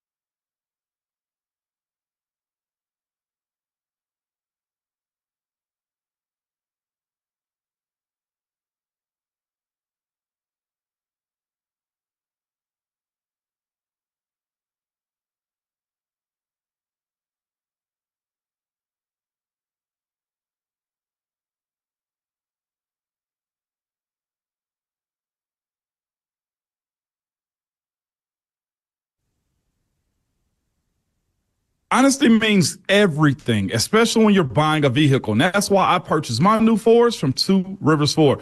Two Rivers Ford has real deals, okay? What do I mean by that? At Two Rivers Ford, the best price is clearly marked on the website or window sticker. You don't need to fill out a form with your information to get the best price. You don't need to do anything. And unlike other dealers, Two Rivers Ford never adds accessories or service plans in order for you to get the best deal. At Two Rivers Ford, the best clearly marked price is always available, always accessible, and always real. And if you want extra accessories or warranties, you can just request them when you purchase them, all right? Honestly, it's always the policy at Two Rivers Ford, which is why they're the South's most trusted Ford dealer. So, for the best price and a real deal, get to Two Rivers Ford in Mount Juliet, or you can visit them online at tworiversford.com or call the non-commissioned sales team at toll-free number 800-900-1000. And make sure you tell them that Ramon sent you.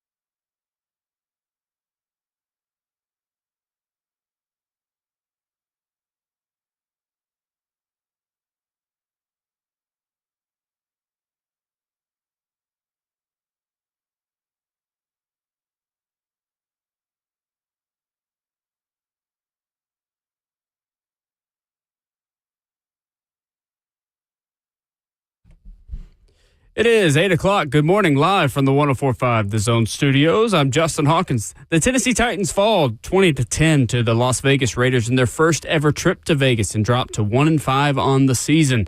Quarterback Cam Ward threw for 222 yards and a touchdown pass to tight end David Martin Robinson. Ward also had 3 turnovers on the day with an interception and 2 fumbles, one of which came on the Titans' last drive of the game that denied any chance the Titans had of making a comeback. Wide receiver Calvin Ridley played just 6 snaps and did not return to a hamstring injury. And Titans head coach Brian Callahan today will meet with the media later at 2:30 for his usual Monday press conference. And you can hear that right here on The Zone. In college football, the Tennessee Vols moved up 1 spot in the AP poll to number 11 in the country after their narrow 34-31 win over Arkansas Saturday in Knoxville. And coming up tonight, a doubleheader for Monday Night Football, starting with the 4-1 Buffalo Bills in Atlanta taking on the 2-2 Atlanta Falcons. The Bills are looking to bounce back in the win column after suffering their first loss last week to the Patriots. Kickoff tonight is at 6:15 Central on ESPN. Buffalo opens as the 3.5-point favorite. And then it's the Chicago Bears at 2-2 taking on the 3-2 Washington Commanders in D.C. And Washington opens as the 5.5-point favorite. Kickoff tonight is 7:15 p.m. Central on ABC, or you can hear it right here on 104.5 The Zone, courtesy of Westwood One's coverage starting at 7 o'clock. For all your foundation repair and waterproofing needs, you got to go to USS. TN.com. Breaking news at once on your home for the Titans and Vols. This is 104.5 The Zone.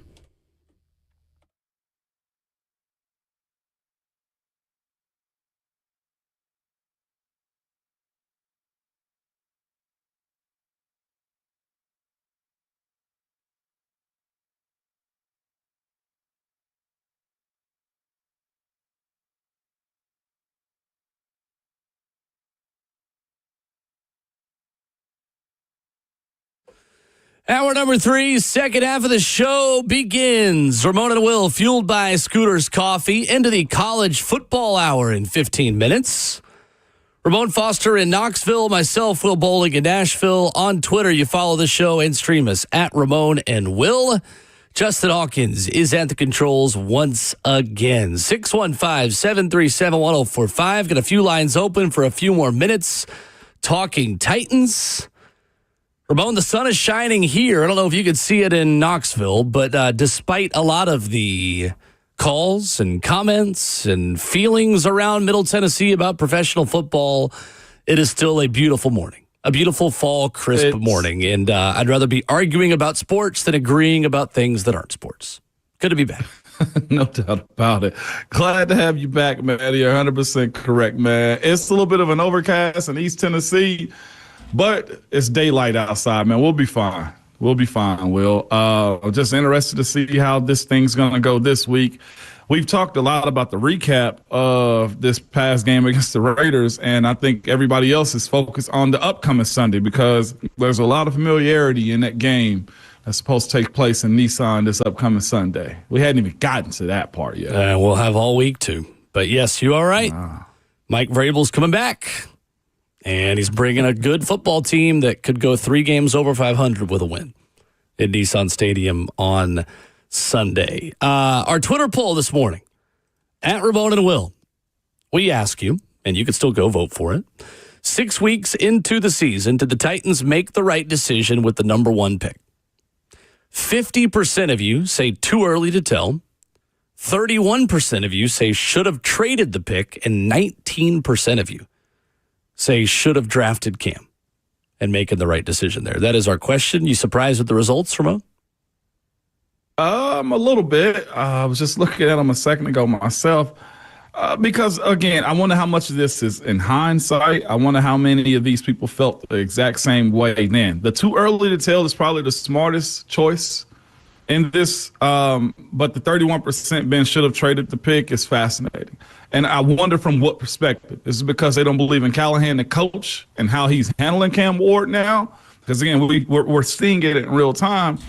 Or is it legitimately you knew this team needed a whole lot of help and the weapons that you had weren't going to be, the ones that get you to the next game or help you close out wins? We've had that conversation a little bit today where we've had people suggest that, hey, there's just not enough good players on this team to help you win tight scenarios and situations like that. So I wonder which one it is in their hearts when they chose those selections right there, Will.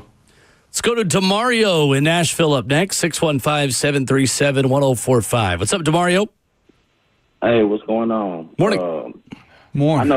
I know where the sun is shining, too. That's West Tennessee, Will. You'll love this one because Memphis Tigers fits and also. They are. They're crushing it. Yeah, they are. You should have known that. But, I did know that. Yes. No, okay, good. I just wanted to make sure you did. But okay. One thing I did want to. I just had to bring some, something positive before I talk about the Titans. But I did want to say this when it came to the Titans. And like I said, I'm usually in the chat, so I hadn't called in a while, but. I coach football, won't say the school, but it's a private school here in Nashville. The issue with Cam and why I say he do deserve some blame is because when it comes to accuracy and mechanics, it's not him, it's the timing and rhythm. A lot of times when I'm seeing him throwing bad, inaccurate passes, it's just when the play breaks down, he's taking too long. So he's going to miss his guy because his footwork is off. But usually when he's in a 3-step drop or it's a quick timing route, if he's reading one side of the field or like maybe a high-low concept, a lot of times the ball comes out accurate. He's on point. He knows he's decisive. That's what the coaches are trying to get him to do when he's missing certain throws and open guys. And the bad part is this was the same issue we had last year with Levis, with him either not seeing them or not with timing. So I say that that's more on players than it is coaching. But the issue I do have with coaches, and I'm going to get off the phone, is Ramon, just like we just heard in the press, last week we did a lot of chipping, if you noticed. But this week we came out and we tried to do the same thing. So what did Pete Carroll do? Instead of them bringing the pressure off the edge where we was chipping, they was on that fumble we got. we went empty backfield and we put Tajay on the right tackle with JC to chip off Crosby. And they brought the 6-man up the middle, up the gap. So now you're unaccounted for. Yep. You can't slide protect. You can't read inside and out because now you have to throw your hot route. But your hot route is chipping before he can get out, and Devin White is in the backfield. Now, we did adjust in the second half, but I'm just saying all of this to say that the blame is actually on both ends. I do think we're getting out-coached at moments, and then the other times the players are missing the play. But yeah, that's all I got, man. It's on both ends, and I hate to go into another season saying the same stuff we said last year. Thank you, DeMario. That's a really good call. Really good call. I think that all of that makes a ton of sense and is very fair criticism. The other part, too, it's funny because I have that play pulled up right now when Devin White ended up getting a strip sack right here, too. Looking at the game plan you mentioned, getting out coached, they moved Max Crosby everywhere. And what he was also allowed to do, he was allowed to skate across their defensive line to find the open gap. They did a whole lot of games and stunts up front to free him up from time to time. If you go back and look at his tape too, he understood where the chips were. He wasn't allowing the tight ends and running backs to chip him at moments like that too. That was a smart game plan from them. And he's just a smart rusher. The times that he took advantage of JC, I thought later in the game when he got that sack, he just simply punched JC, got off of him, and went and sacked Cam. It's not good enough. The good versus good goes to the other teams more times than it does to Titans. Cam Ward yesterday was pressured on 36% of his dropbacks, according to Next Gen Stats. The Raiders record 6 sacks, their most sacks and highest pressure rate in a game this season. 9 different Raiders defenders recorded at least one pressure, with 5 defenders generating multiple pressures. Max Crosby led the team with 5 pressures and 2 sacks, a season-high 11.9% pressure rate. This is the tough part, Ramon. When pressured, Cam Ward was 3 of 10 for 33 yards and 1 interception, resulting in a 1.2 passer rating. Jeez. That is not good enough. And that's not all on Cam. No. It's not all on the receivers. It's not all on the line. It's not all on... Again, like... It's the theme of the day. Everyone shares the blame when you have a 1.2 passer rating in any framework of, like, any context, any way you look at that, any lens you view a 1.2 passer rating, it's everyone's fault. Everyone's fault. 3 of 10 for 33 yards. It's hard to be an NFL quarterback under pressure consistently, Ramon, but they've still got to do more than 3 of 10 for 33 yards and a pick under pressure. Yeah, no, that's not okay. And that to me is coaching the scheme and also Cam's eyes into decision making. Right. Coaching the scheme, meaning that if you know a team is going to pressure you, where are you at with your ability to have an outlet? If you do have the outlet, it's Cam getting it out on time. Okay, and people are asking about the sack in between Cushenberry and Zeitler. That was a miscommunication. I'm not so sure who's supposed to have who, but when you have one 100%. Go up the A gap and nobody touches them right there, that's communication, as Cam said. That's coaching. That's rules. There's a lot of that's going on and is way too frequent for an NFL caliber offense. Totally. Yeah, Zeitler immediately turned around and looked at Cushenberry with his arms off like, what happened after that play? I'll tell you this too, Ramon, and since I'm right there on the sideline, they've got long offensive line meetings on that sideline. Like, Bill Callahan's got these guys on the tablet the whole time the defense is out there. Like, it's not like they're not talking and not communicating. It's just not working. They're getting beat. And I thought J.C. Latham looked like a player that hadn't played in the last 4 games as well. He looked rusty against a really good edge rusher who I think heard a lot of the criticism about him. And Max Crosby looked like himself again yesterday after a slow start to the season. Let's go to Dana in Nashville up next. What's up, Dana? Hi, guys. How you doing? Good. Good. I personally think that we are very low energy. We're disorganized. I'm afraid we got in our own heads, and I think our coaches need to get us out of that. If it's team building, trust building, start over, make a list and run through it, we got to do something to get it together because it just feels like we came off a win, and we should have been hungry, and I don't think the dogs were hungry yesterday. So that's all I got to say, you guys. Wanted to keep it short and sweet. Love your show. Talk to you guys later. Thank you. Thank you, Dana. No doubt. The call. Thanks, Dana. That's funny you say that because that should never be the case, especially when you're back. I mean, when you have a team like them that's in the same position that you are. That is coaching staff to me. Someone asked a question: How do players have bad practices or low energy? Like, here's the thing about it: players, their moves can swing like that, but as a coaching staff, somebody somewhere, either the captains and Jeff acknowledged that too. Somebody's got to pull those guys out of a rut and say, hey, there's still football to be played. I don't know if they're tired. The West Coast trip can affect you in some type of way. But again, that's inexcusable. Everybody's traveling around the NFL and everybody playing the same amount of reps and strain that you are too. I know she said just a second ago, like, what do you do? Like, there's no reset to this. Like, you can't go back to training camp at this point. Either you are what you are moving forward. Yeah. Or a big change has to happen, Will, to where you just start over. Well, and I wanted to ask you that, and maybe this is something we can get back to more in the fourth hour after we do some college football coming up in a minute. What kind of change can you make on the fly? Like, how wholesale of a system change can this offensive coaching staff realistically make with tempo, with shotgun, with RPOs to help Cam Ward on the fly, Ramon, this season? Because clearly the plan and plan A and whatever they originally thought was going to work for them to have success this season is not working. Yeah. No, it's not. I was writing down my answer to that question for later. Well, we'll talk about it. We'll talk about it in the fourth hour. If you want to stick around for that, we'll talk more about it when we've got more time to, and we're not up against a break, because I think that's a really interesting conversation that you can obviously speak to because you've been a part of a lot of offenses, to say, how much can you really change a system mid-season? So we will talk about that coming up in a little over an hour. Let's do that. Perfect. No doubt. I'm looking forward to that one. I think that's going to be a great topic right there. Cool. All right. Well, it's a whole lot of hard breathing. That's fair. Well, a whole lot of hard breathing is right. If you want to talk Titans on the phones, we are going to do college football next. You can either hang on and be first in line when we get back to it at 9 o'clock, or you can just call us back at 9, because we did promise the people college football, and it was a massive college football weekend that deserves our attention. Deep South's oldest rivalry, Red River, of course, Tennessee-Arkansas reaction. James Franklin got fired and was like a national title contender 3 weeks ago. Tons to get to. We'll start in Knoxville with the Vols coming up next.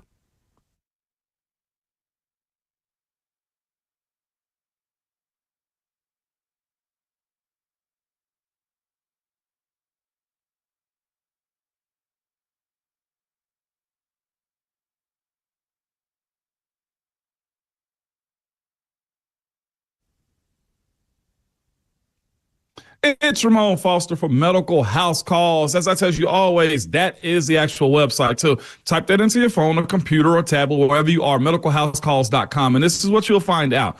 They're available to you 7 days a week, Monday through Sunday, from 7 a.m. to 8 p.m. They have same-day appointments available to you also, or you can do next-day guaranteed. And you're probably wondering, Ramon, why do I need a doctor or a nurse coming to my home? Well, I'll tell you this. It's convenience. It's having the ability to set your schedule for the time that you will be home or available and not interrupt your day or interrupt work. This is what they provide to you. The accessibility to get whatever you need taken care of, okay? From sicknesses, infections, injuries, in-home labs, testing, and a whole lot more. For a flat free fee, you'll get an evaluation, full exam, treatment plans, and prescriptions if you need it. And I know what you're thinking, Ramon, are these certified people? Absolutely, they are. These aren't just friends of a company. No, these are actual doctors and nurses, and they want to make it a convenience, a concierge to the people that don't have time, or you don't want to take the kids to the ER, to the emergency room, or, just be around a lot of other sick people. What if you can't leave out of your house? Well, they'll come to you. This is the service that they provide for you. Everything from, I told you, infections and injuries to IV therapy if necessary, also to just get a revamp going into the next week, man. You can call or text them also at 615-838-2375, but use the website, medicalhousecalls.com.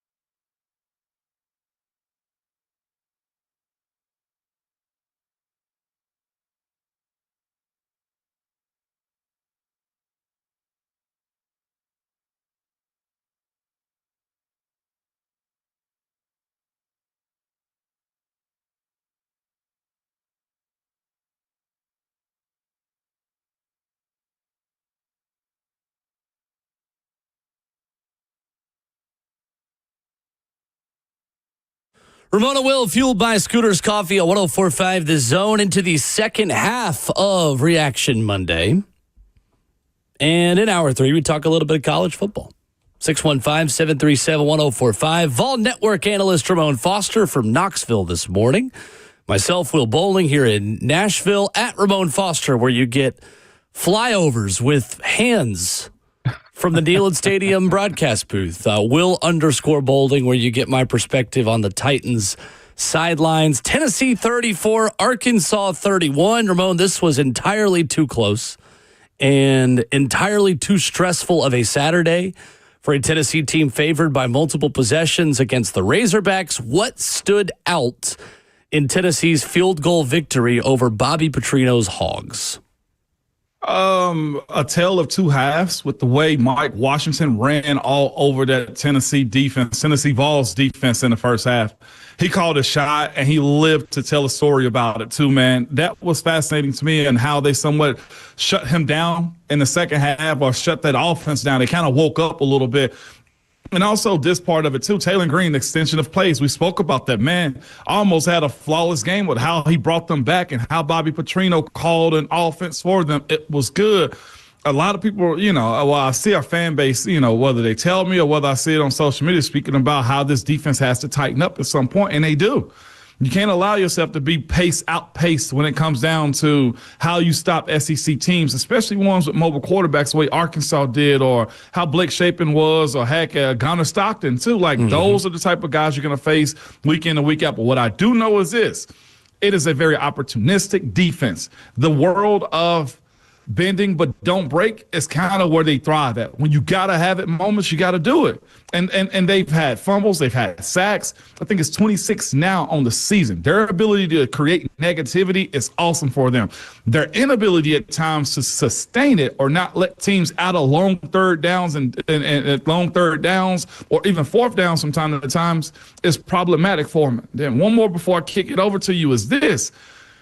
This offense at some point has to be way more complementary to the chaos that the defense gives it. Short fields, turnovers, fumbles, interceptions, and not getting points is unacceptable. Totally. But again, they won, and it was I thought they made it harder than it actually was at the end of the game. I agree. I thought they went way too conservative on those last couple of drives that kind of cracked the door open for Arkansas. And it worked. I mean, they still won the game. They didn't get any style points out of it and convince us anything. But let's start with the adjustments, Ramon, because in the second half, Tennessee did play a lot better against the run. And this is becoming a trend, because in the first half, they gave up 157 on the ground to Arkansas. Yeah. In the second half, they gave up 86 against Mississippi State. They gave up 122 in the first half on the ground. They gave up 53 in the second half. What adjustments did they make to shut down the run more on Saturday? Realizing they could be a little bit more aggressive. You saw more linebackers at the line of scrimmage. You saw them run blitzing against them too. You saw also guys, whether they got to be told, coached up, or cussed out to stay in their lanes, and they did that. I thought that was a good part of it too. And here's the other cool part. I think I saw your tweet. You was just like, it's flagrant for Bobby Petrino to do anything other than run the football against his team. On first down, he was wasting plays by throwing it. Just wasting it. Every time Tennessee's defense had success, it's because they would throw it on first down and then put themselves in a second and long and then become predictable. And then Tennessee's defense was teeing off and sacking Taylor Green, or at least pressuring Taylor Green. Right. Now, granted, they gave up a lot of third and longs too, but I thought Bobby Petrino had a good game, but it could have been a heck of a lot better if he'd run more on early downs, because it was working. Now, second half, you're right. More run blitzes, more safeties up near the line of scrimmage, more linebackers to the line. I thought Tennessee adjusted well, but Ramon, here's the thing. Why not start the game like that? Well, why is it taking Tennessee so long to pinpoint, all right, let's be more aggressive in stopping the run? I think Tim Banks has got to realize, I don't have the guys I did last year to go hat on a hat and win and run defense. I've got to help out linebackers and safeties that are having trouble fitting the right gaps, and defensive linemen that aren't getting the same kind of vertical pressure and push against the run game as we were last year. I agree with you there. And I think there's another component to it of watching this offense also be able to score points so you feel like you can do more defensively. I've seen that be a part of, like, that's always the trend. If this offense scores quickly or 2 quick scores, the defense gets a little bit more aggressive is what I've seen from time to time. And to your point, it's inexcusable to allow a team, especially the way Mike Washington Jr. ran for over 100 in the first quarter almost. And ran his mouth during the week. And ran his mouth. Yeah. You had Arkansas, and you got to give them credit for it, and almost correlates to the Titans conversation we're going to have in the next hour. But you allowed Arkansas, I felt like, and you saw it at the end of the game, as there was an alleged spitting from the Arkansas Razorbacks at the end of the game. Oh, yeah, the big scuffle at the end of the game. As the game was over, the broadcast may have been over, but there was a big dust-up. I don't want to call it a big dust-up. It wasn't like Kansas City. Yeah, I think one of the Vols defensive linemen said, well, he spit on me in the press conference after the game. Good. That's exactly. But I say this, the attitude that they came in and played the Vols with is where I will put it back on the players just slightly and say they got to answer the call too. Sure. I thought Arkansas's attitude and aggressiveness and the will to want to embarrass them was more prominent from the Razorback sideline than it was from the Vols early. I don't think the Vols just wanted to lay down, but they got pushed. That defense got pushed around pretty bad, and that's inexcusable. Bad situational football from Tennessee, like you mentioned. 3 times Tennessee, this was from Brent Hubbs of VolQuest, 3 times Tennessee got the ball coming off a fumble, and 2 of the 3 times they went 3 and out. Count the turnover on downs too, and Tennessee really created 4 turnovers, and they scored 7 points off 4 turnovers. It's just not good enough. Not good enough. And the offense, I thought, really beat themselves in this game. Arkansas did not do much defensively to slow you down. It was penalties putting you behind the sticks, which we're going to talk about some of the officiating around the conference. Officiating was absolutely miserable. Absolutely miserable.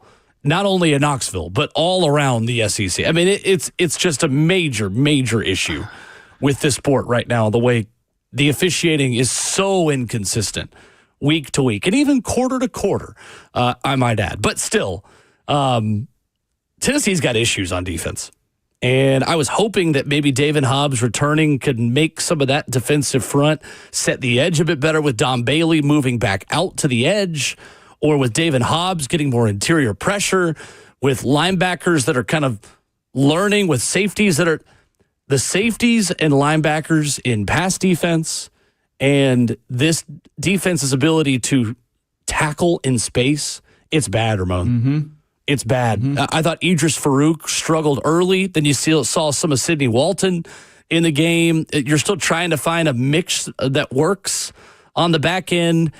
You're playing freshman linebackers, Jalen Perlotti, I believe it was, who picked up the fumble that was created late in the game that really was the difference in the game when you look at it. I mean, this defense is very feast or famine, and they are either creating turnovers or they are giving up explosive plays. Arkansas had 8 plays of 20-plus yards in this game. Tennessee this season, according to Brent Hubbs, has given up 32 offensive snaps of 20-plus yards. They had 45 all of last season, Ramon. Major issue. So at this point, Ramon, unless they do something they haven't done all year, which is limit explosive plays and stop the run, they're going to have to create like 3 turnovers to win in Tuscaloosa the way they played these past couple of games. That's their only pathway to victory, unless they do something they haven't done this past month. And to answer your question about them being good in open space as far as tackling too, I thought earlier, especially in the first half, a little bit earlier in the third, later in the game, the guys rushing were getting to Taylor Green or getting to the backfield where they had tackle for losses and they're out of lanes. I do think that's more coachable. I do think that's a situation where guys can't be looking to feast every single time. Like, stand in your lanes and forcing the running back or quarterback to go back towards the defense is something that is a person-to-person player situation, to where you can't get too greedy on getting your sacks, especially when you don't have the speed to like T-Lander. have him boxed in and you can't chase him down, or defensive lineman with a faster quarterback can't stop him from getting to the edge. What I did see is this: Tim Banks having a guy like Boo Carter also be a part of the rush coming down the seam and keeping him in the box where you can make those tackles. I'm not sure if you want to live that life, because you expose yourself on the back end of the defense when you send your secondary down to the quarterback, especially if they don't get there. Taylor Green had, to your point, too much time the way they were pass protecting. They had almost like a 6-man block protection up front, including the tight ends being in. And then also the other part for me, the quick adjustment to the run game. Like, I don't want to say I pointed out earlier in our broadcast about where the ball was going, but if you had their tight end, number 83, Platt from Arkansas, motioning left to right, that's where the ball was going almost 4 out of 5 times. And that's something that you have to see. The player smarts, the coaches understanding that being a part of the game plan too, to your point. Like, and just the offenses too. 2 for 9 on third down is inexcusable. It's not good enough. And I know they're putting up points, but like, you don't give your defense enough rest on the sideline when you can't convert on third downs, even if you are scoring or converting first downs on 1st and 10. Agreed. I thought, too, that it was another example of Tennessee's weakness in zone coverage on defense. This team's just not good at playing zone. And against a mobile quarterback, you have to play zone. Otherwise, you get the scrambles on 3rd and 10 for explosive plays and first downs that you got, because as you're in man coverage with your back to the quarterback, that quarterback is getting outside the cylinder again and running for a first down. So it's a catch-22. Either you play zone coverage and you leave somebody wide open, because these safeties are not good at covering the middle of the field, and the linebackers are not good in coverage. And Boo Carter, Ramon, is way too inconsistent for me. Boo Carter but Boo Carter on defense is giving up way too much in zone coverage, way too much. And he got burned also on a 3rd down and man. Like, I think it's fair to say Boo Carter has not taken the step you hoped he would take at the star position this year. And for all the headaches that situation was in the offseason, he should have been on the practice field. He should have been on the practice field with his team, because I think we're seeing the ramifications of a guy that just didn't really practice enough.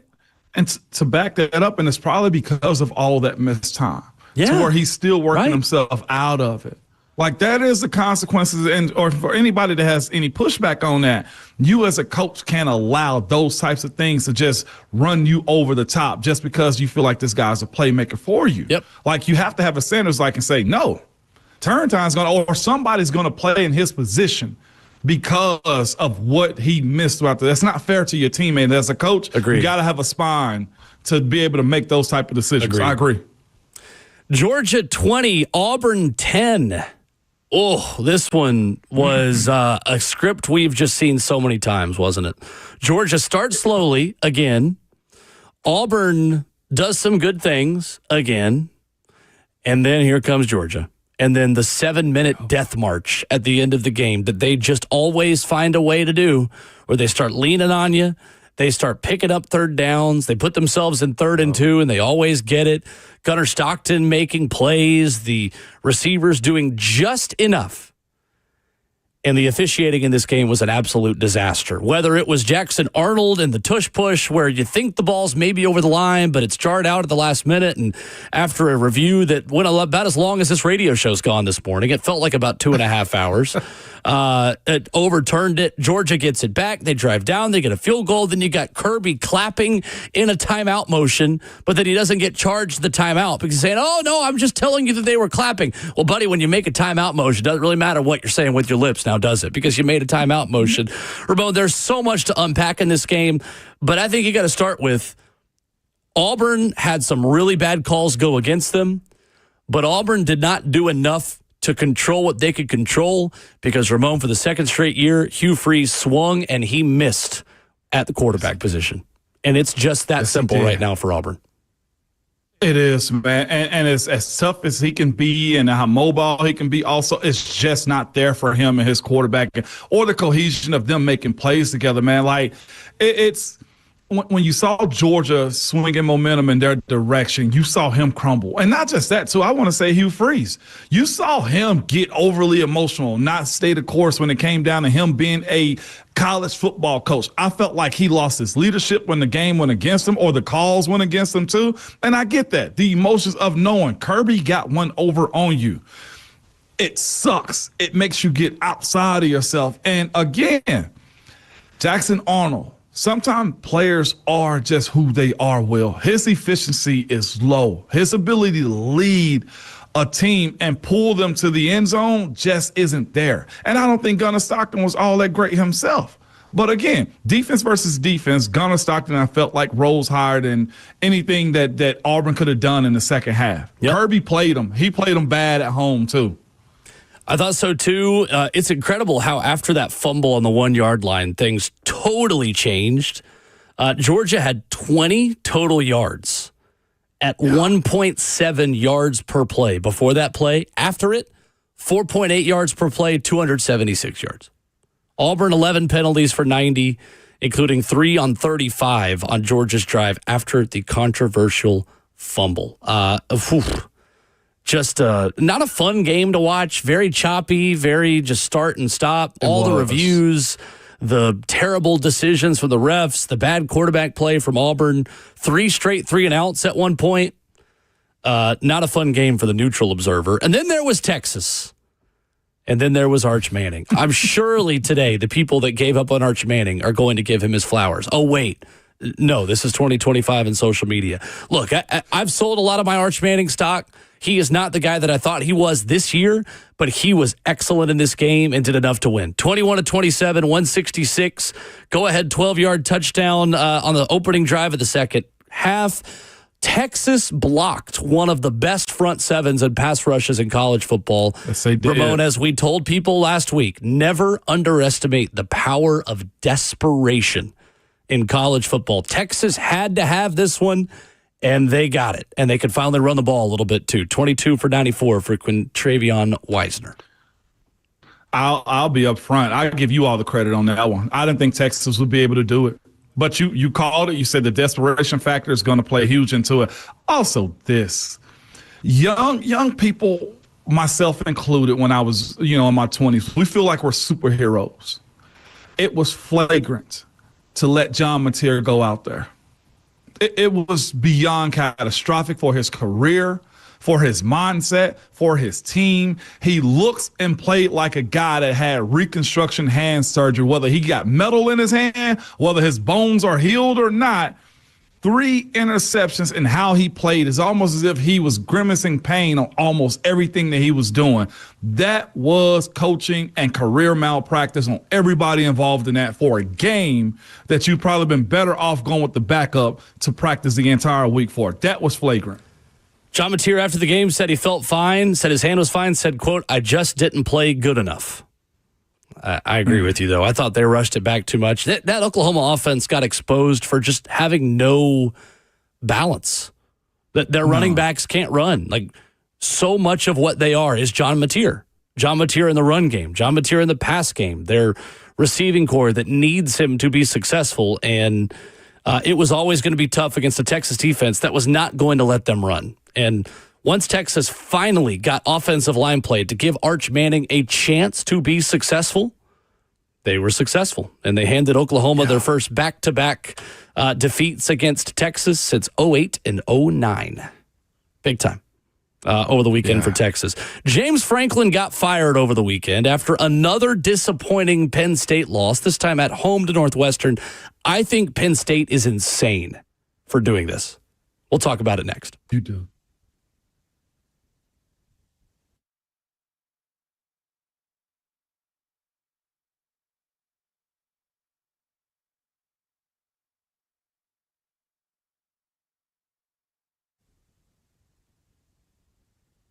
It's Ramon Foster for Jewel Roofing and Exteriors, man.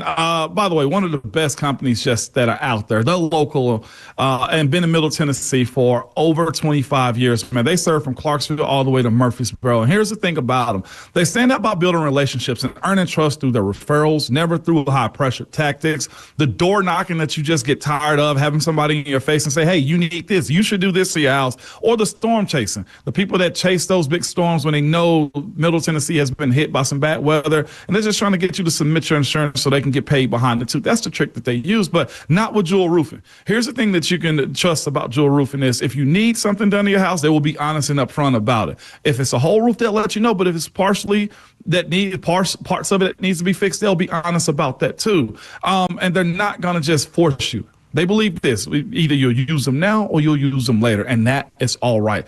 For a roofer that you can trust and somebody that you can build a relationship with, reach out to the company that I trust and also use, and that's Jewel Roofing. You can call them at 615-868-9999 or visit the website at jewelroofing.com. That's Jewel Roofing with 2 L's.com.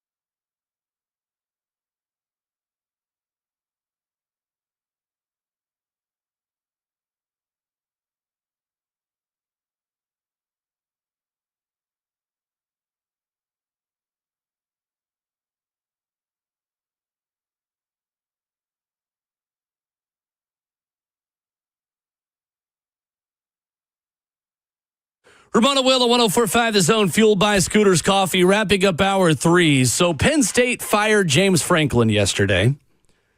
After a 3-3 start to the 2025 season, he leaves State College 104-45 since 2014. He is 128-60 overall as a head coach. Ramon Foster, I think this is insane timing. Insane timing. How do you go from being one play away from being the number one team in the country and beating Oregon at home 3 weeks ago to firing your head coach? How does that happen? I don't get it. If you want to fire James Franklin at the end of 2025, so be it. I think that probably would have happened, and I think that makes a lot more sense. But right now, Ramon, right now, when you now have more time for recruits to go look elsewhere, and you have got just a bad situation with a low floor that's going to just drop like crazy, I think, and apparently Matt Rule's the guy that's probably going to get the job, former Penn State guy, very reportedly is like the front runner. I think this is Penn State's Fulmer. I think that's what this is. I think Penn State is entering what Tennessee did after they fired Phil Fulmer, and I think you have to be positive that you have got the right plan after you make a move like this. I don't think they do. I don't think this is going to work. That's where I'm at, Ramon. Publicly, the embarrassment was too much. I think privately, and it could correlate to Nashville too. Just, I don't know if anybody publicly is going to speak from Vanderbilt, but I've heard the conversations around him he was not well liked and was, I don't want to call him a bad human also, but there were a lot of people clapping as he was, or when he left Vanderbilt and his time there in Nashville, man. And I've gotten the same thing from players that played for him, that he's a very, what's the word I'm looking for? He has to be your cup of tea. And you got to be one of his guys in order for you to be good with him, like the way he disrespects people, what he asks of folks. And I think those conversations have played deeply into this decision. On top of the UCLA loss was huge. Okay, that's a one-off bounce back week, but you also lose to Northwestern. And then you look at his history of what he is and how much he's been paid and the expectation of asking, much money for the NIL, the recruiting, the receivers he picked up in the portal.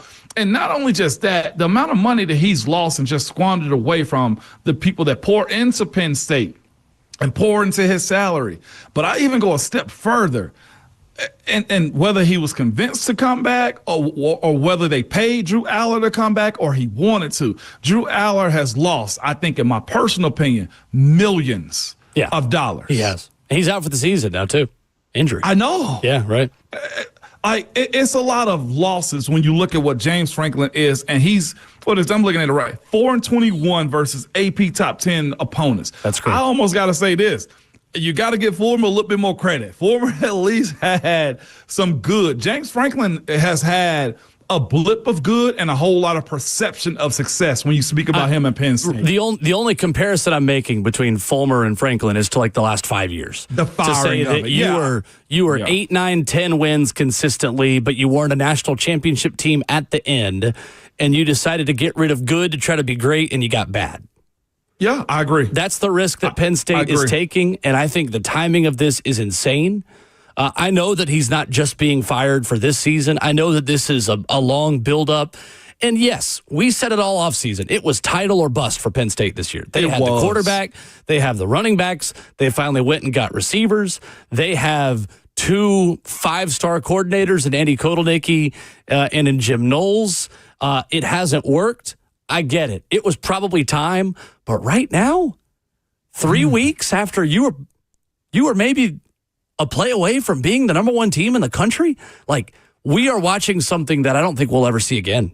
Like, we are watching an unprecedented fall from grace in Happy Valley right now. But you know what? This is very much like former situation, because you know what? The Big Ten has an Urban Meyer. You know what his name is? Curt Cignetti. Well, yes. What a win for them over the weekend. How about that? My point is this. You're letting a long-tenured guy in James Franklin allow or watch the Penn State fan base watch Cignetti do more with less. That's what got him fired, too, in my personal opinion. Yeah. Going from James Franklin to Matt Rule, though, I don't think that's a slam dunk step up. I really don't. I don't know. Maybe I'm wrong. Maybe Matt Rule succeeds at his alma mater, and he did it at Baylor, and he's improved Nebraska. Like hold up, maybe they know what they're doing. You're talking about Nebraska's Matt Rule? Yeah, Matt Rule is going to be the next head coach at Penn State, according to. I mean, it's not done, obviously. Like there's a lot of time to go, but like a lot of the reports out there say that it's not going to be much of a search. That makes no sense to me. He played there, alma mater, going home. This sounds like Tennessee 2.0. That's what I'm saying. Yeah, you're right on that one. I don't understand it. And best of luck to you, Penn State. We're going to see. Ooh. We're going to see if the plan really works. 1-800-CALL-A-VOL. That's right. We've been here before. Let's go to Charlie in Brentwood talking Vols this morning. What's up, Charlie? What's up, guys? How y'all doing? Morning. Good morning.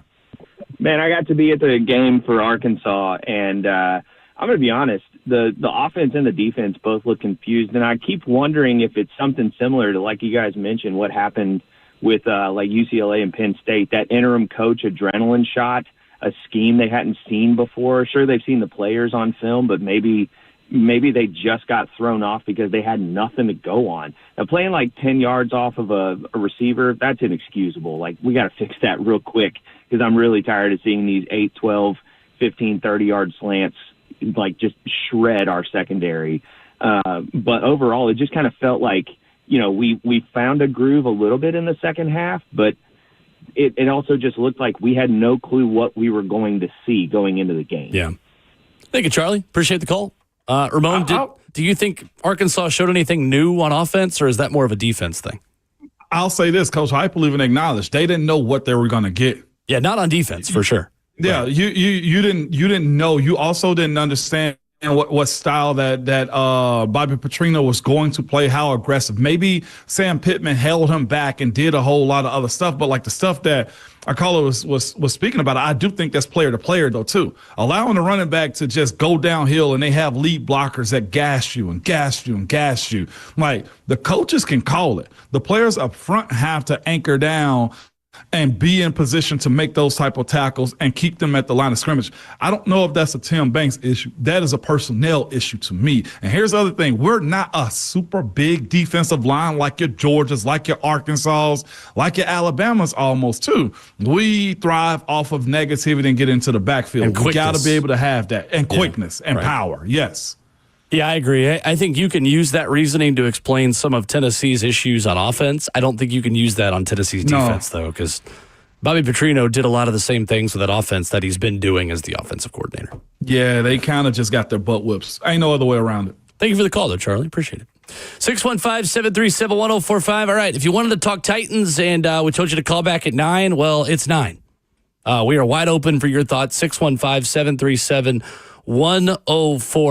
Brian Callahan talked about some of these specific issues in one phase of the game where the Titans are really struggling. What in the world's wrong with the screen game for the Tennessee Titans? We'll talk about that coming up next. I love living in Middle Tennessee. We've got great restaurants, entertainment, sports, and one of the nation's top Ford dealers right here in our backyard. Two Rivers Ford. Remember that name. Two Rivers has been a staple in our community since 1983. They're locally owned. They have a non-commissioned sales team, and they sell below MSRP. They've been doing business with integrity for decades. Two Rivers Ford, the South's most trusted Ford dealer.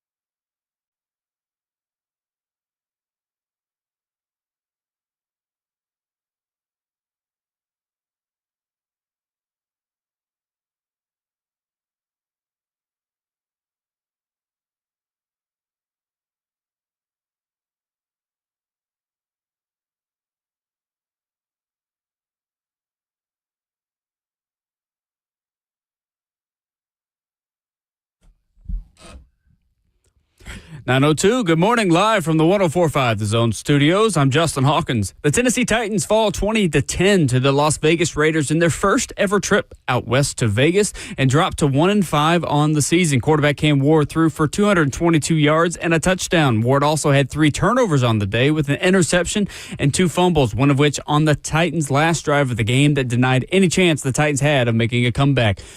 Titans wide receiver Calvin Ridley played just 6 snaps yesterday and did not return to the game after a hamstring injury in the first half. Titans head coach Brian Callahan will meet with the media later today at 2:30 for his usual Monday press conference. You can hear that, of course, right here on The Zone.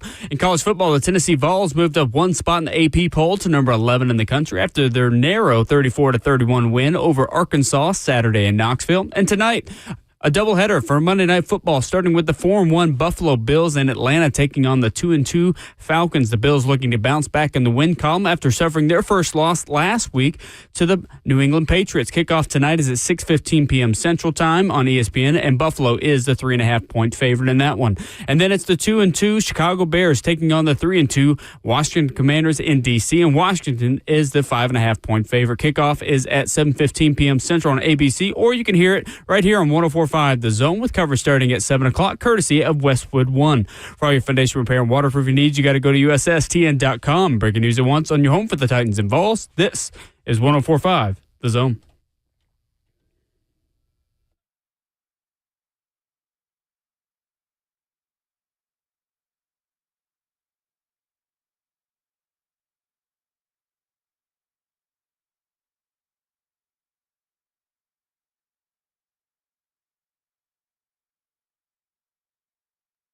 Away we go into the 4th and final hour. Ramon and Will is fueled by Scooters Coffee.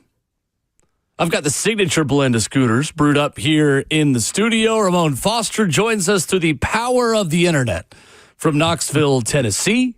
Justin Hawkins is back. Tomorrow we will all be back together in the same building for the first time in quite some time. 615-737-1045. Raiders 20, Titans 10. We're going to talk with Ramon in a few minutes about how much can be changed on the fly. How do the Titans put Cam Ward in a better position to be successful, and how many adjustments can they realistically make in the middle of the season? 3 hours down, 1 to go, Mr. Foster.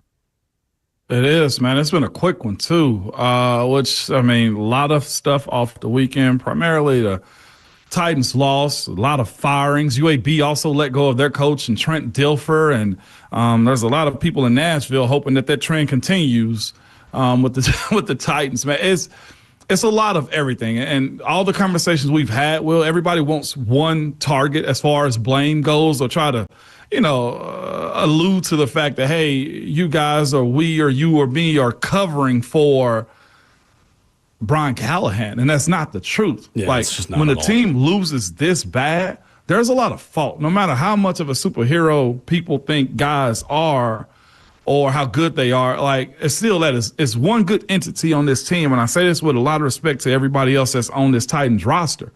But that one person that you want to buy stock in, it's just Jeffrey Simmons. That's it. Who continues to play at a Defensive Player of the Year level so far this year. 100%. He's cooking. I think he blasts past. I hope this is true, because this is a goal of his. And I like to see guys, anybody, go get their goals. But he's talking about double-digit sacks. Like, yeah, you're more than on your way there now. Yeah, Ramon, I got a tweet yesterday saying, at Buck Rising, you need to take over the morning show with Ramon. Having to listen to Will positivity in the morning makes all this worse. You can handle 7 hours of radio. And I responded and said, do you have a crystal ball? Am I going to be positive? Also, what are tomorrow's lottery numbers? Please let me know. Ramon, have I been positive this morning? No, I don't think you have. How could you be? No one in that building, the people that work for the team are having honest conversations. I think Brian Callahan, to give him credit for something, Ramon, has been pretty honest in the fact that it's not working, that he's not doing a good enough job, that the team's not making enough plays. Like, they know it. I know it. You know it. Like, there's no sugarcoating what's going on. They're 1-5. Things aren't going well, and they can't score enough points. It is the fewest amount of points they've scored through 6 games since 1985. There's no spin on that. And if you think we're not being honest with you and keeping it real and being negative, then I don't know what you want us to do, Ramon, because it's been 3 hours of pretty much what we just said for the entire morning today. Yeah, it has been, and it's warranted too. Like, I'm always the guy, I hate to see people lose a job, get fired, lose money, or their reputation be thrown into the dirt. But this is a results-based league. The only hesitation you have is truly understanding and feeling how Miss Amy feels, how Burke Nighthill feels about the projection of Coach Callahan, how Borgonzi, how Brinker. To justify firing him right now is well, I'll say this. Firing him right now doesn't give you every answer to the question that you're looking for. And that's the issue. You're not at a stopping point with a bye week right now. It's been bad, but has it been catastrophic? No, because last week you got to win. And I told somebody this. I was just like, man, that win last week was like putting a Band-Aid on in the pool. Like, eventually, if you don't have a waterproof Band-Aid, you know what I mean? That's the reason you laugh. Like, that Band-Aid's coming off. It's not the right adhesive. But last week, it was that. You felt like you were healing. And then you got chlorine back into your doggone scratch again. Like, that's what this was. That's that scenario. So the screen game for the Titans is not very good right now. And Teron Davenport tweeted it out yesterday. Cam Ward was 5 of 5 for 8 yards and 0 first downs on screen passes against the Las Vegas Raiders. Teron asked a great question of Brian Callahan postgame. And talking about the screen game, Titans head coach Brian Callahan had this to say. Again, I think screens and definitions of screens are different, but yeah, there was some things we were trying to get ball in space and take advantage of some of the underneath things they've given up over the course of the early part of the season. They did a good job mixing up some coverages. They pressured a lot more this game than they had going into it. They zero blitzed us a few times, which was not something they had done a lot of over the course of the early part of the season. But yeah, it was frustrating to not get more out of those balls completed underneath. That's how the game gets played sometimes, and we didn't get much production. If they're giving up stuff on film that you see, shouldn't you quickly realize they're not giving up to you and say, well, what we saw isn't working in this game. We need to go somewhere else other than the word wrong. Yeah, I mean, that's obviously a part of it. Those are conversations I'll have with the offensive staff when we get back. It's Brian Callahan talking post-game yesterday. Ramon, what's the issue with the Titans screen game? Why isn't it working? One, I want to say this. I didn't like that answer from Callie. Okay. That is a sideline discussion. We'll discuss that when we get back. No, if you saw it in the game, there should have been an adjustment then if you saw them running more zero. That wasn't a good answer right there. But the reason why it's not working, because guys are getting their faces knocked off when they're trying to block it. That's why. It's become obvious where they're making you one-dimensional and forcing Cam or the offensive coordinators to throw the football around.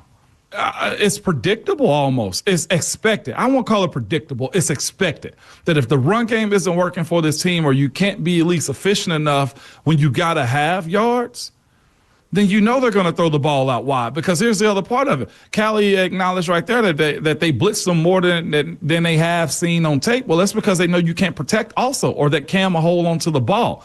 They're exposing your tendencies right in front of you, and there's no changeup. So when you do try to go throw the quick screen game like everybody else in the NFL, we're watching the opposing defense absolutely create negativity. They threw it 2 times in a row, I feel like, or 2 times quickly.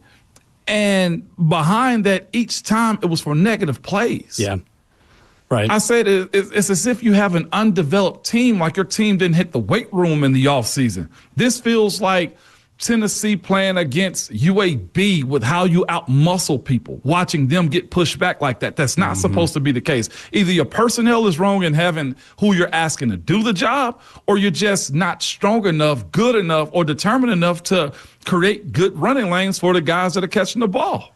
I didn't love, and it's in up-tempo, so you're kind of, late in the game. You're a product of who's out there because you can't really sub in those moments. Otherwise, we're going to be critiquing them for taking too long to get the personnel on there. But I thought on 3rd and 1, throwing a screen to Tyler Lockett with Chim DK as the one blocker and one-on-one didn't really set up anybody for that play to work.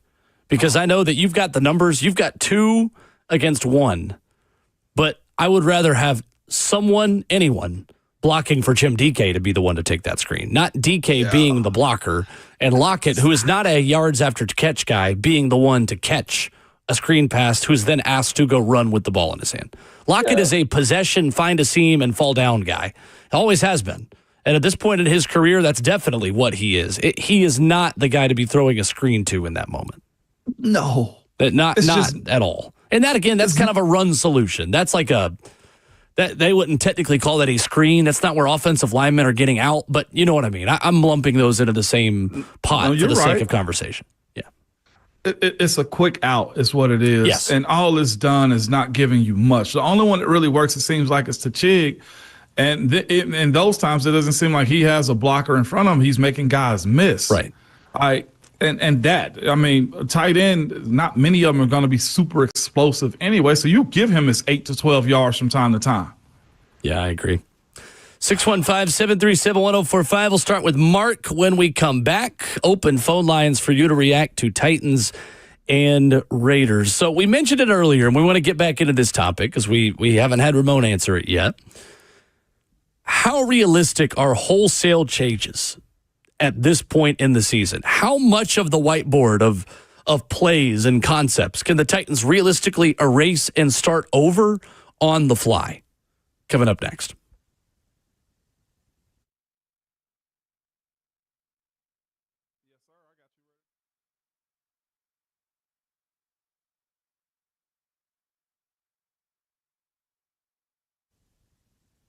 It's Ramon Foster for Hiller Plumbing, Heating, Cooling, and Electrical, man. One of the best companies around when it comes to them doing stuff around your house, whether that be plumbing, your HVAC, or an electrical emergency. I've had them fix stuff around my house time and time again, man, that I've messed up. Or, hey, sometimes the machines that we use in our house, they just simply go out. But here's what I do know.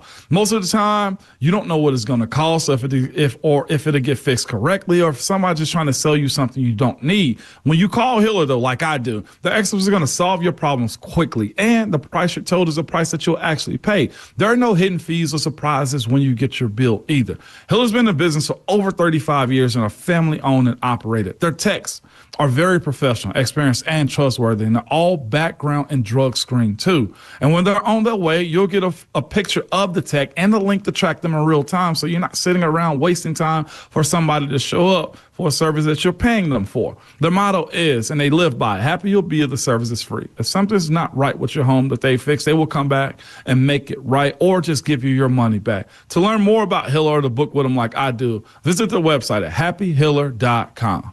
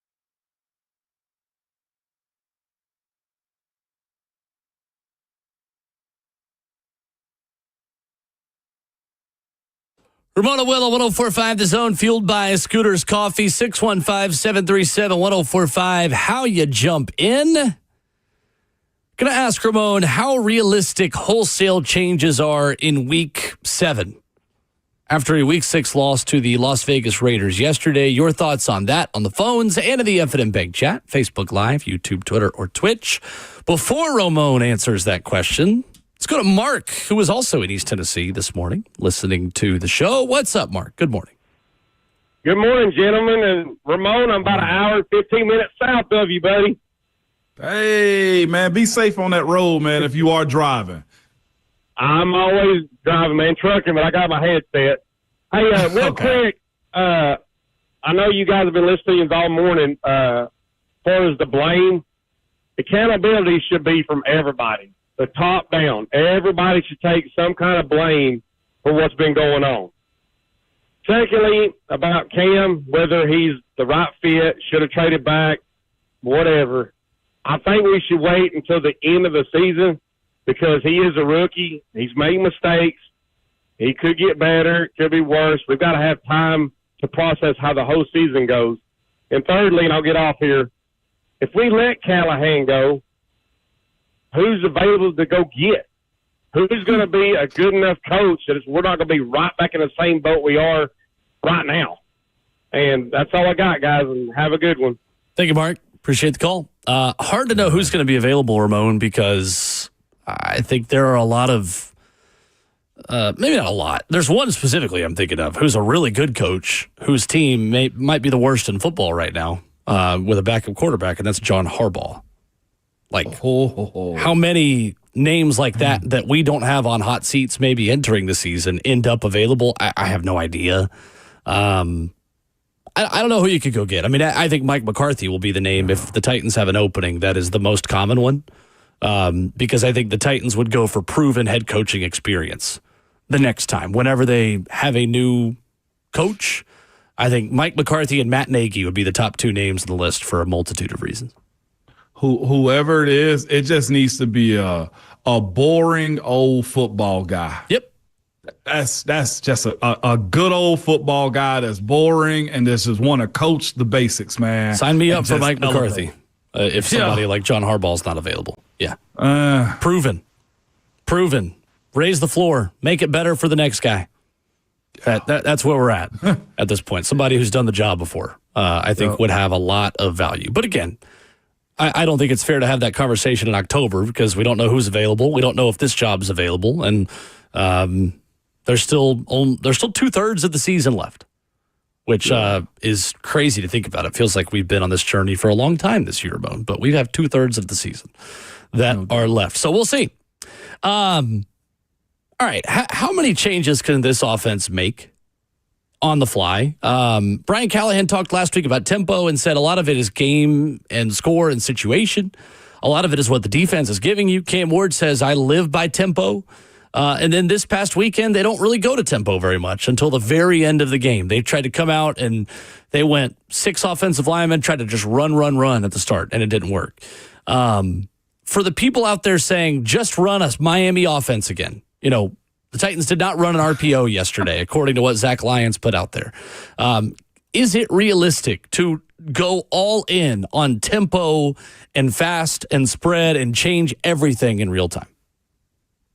No, it's not realistic, and I don't think it's fair to the guys that's got to be out there initiating those plays too, executing those plays. Because, again, going tempo shrinks your play call sheet. Going tempo sets your defense up to be back on the field quickly. Going tempo doesn't give your offense the ability to establish itself, specifically the offensive line. That's one thing I will say I think Callahan and his crew was trying to do yesterday. Establish a run game to where it will open up everything else. You ask anybody that's played offense, you either got to do one or two things correctly. You got to throw to open up the run game, and that's got to be good, or establish a line of scrimmage to where you invite more people into the box and your wide receivers can win. I personally don't like the idea of Cam just tempo. I don't think he understands the offense well enough. I don't think his decision making is quick enough to be in that style of offense. And I don't know if Callahan or Bo Hardiger or Coach Holtz is capable of putting a succession of plays together that you can say, this is how we're going to tempo you. I just hadn't seen it. They hadn't operated it consistently for 4 quarters. And I just don't know if that's smart offensively. You find yourself on the sideline more if you'll do that, in my opinion. Tron Davenport put out yesterday, Titans Cam Ward averaged 6.5 air yards per pass on Sunday, and even shorter 4.2 air yards per completion, meaning they were not throwing it very far downfield. 9 of Cam's 26 completions were thrown at or behind the line of scrimmage. Do you feel like they overcorrected towards checkdowns after Arizona? But why do you think so many passes were so close to the line, Ramon? Because they didn't have no time.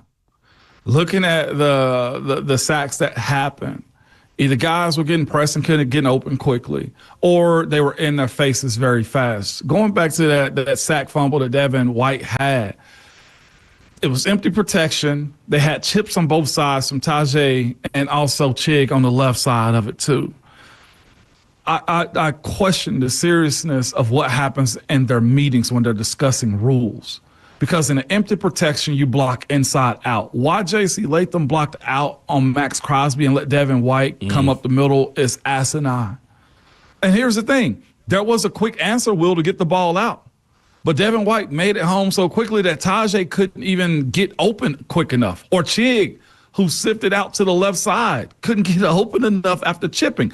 That's also what chipping does. It slows down your skill guys.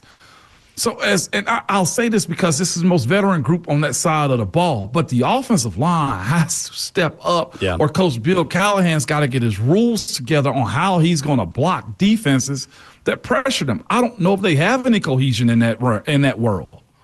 What wasn't working for the O-line? I mean, to your point, again, like the communication issues, we saw multiple of those. We saw quick pressure. We saw Max Crosby on J.C. Latham. Like, what is the biggest red flag to you right now, Ramon, about this offensive line? Because it felt like they'd rounded a corner after Arizona, and they went full speed in the other direction yesterday. They don't seem to have a set rule cadence that they're abiding by. Okay. What does that mean? And that is how they're going to protect when stuff gets sticky.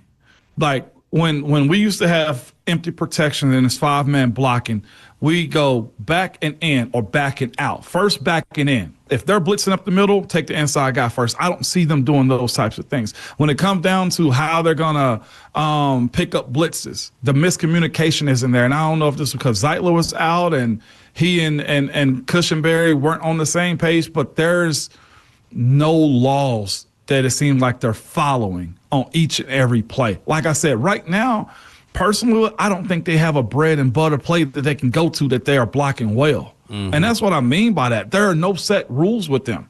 It's shooting dice right now in a back alleyway is the way this offensive line feels from game to game. You just don't know if you're going to get robbed or if you're going to win the biggest pot of the night. That's the way it feels. I think you need to take the risk with more tempo. At this point, we've been talking about it for a while. I don't think RPOs are the answer because if you're going to talk about RPOs needing to be a bigger part of the offense, well, RPOs require you to block one-on-one on the perimeter. That way, when there is a screen pass or a run solution pass to be thrown, you can actually block it and guys can run after the catch. The Titans don't do well in screens. They just don't. So the pass part of run pass options where you've got a bubble, a run, an option keeper, or a slant, well, the bubble's not really a legitimate option because you can't block it. So I don't think RPOs are the answer. I think this Titans team doesn't have the playmakers with the ball in their hands, aside from Chim Dike, to go all in on that part of the offense.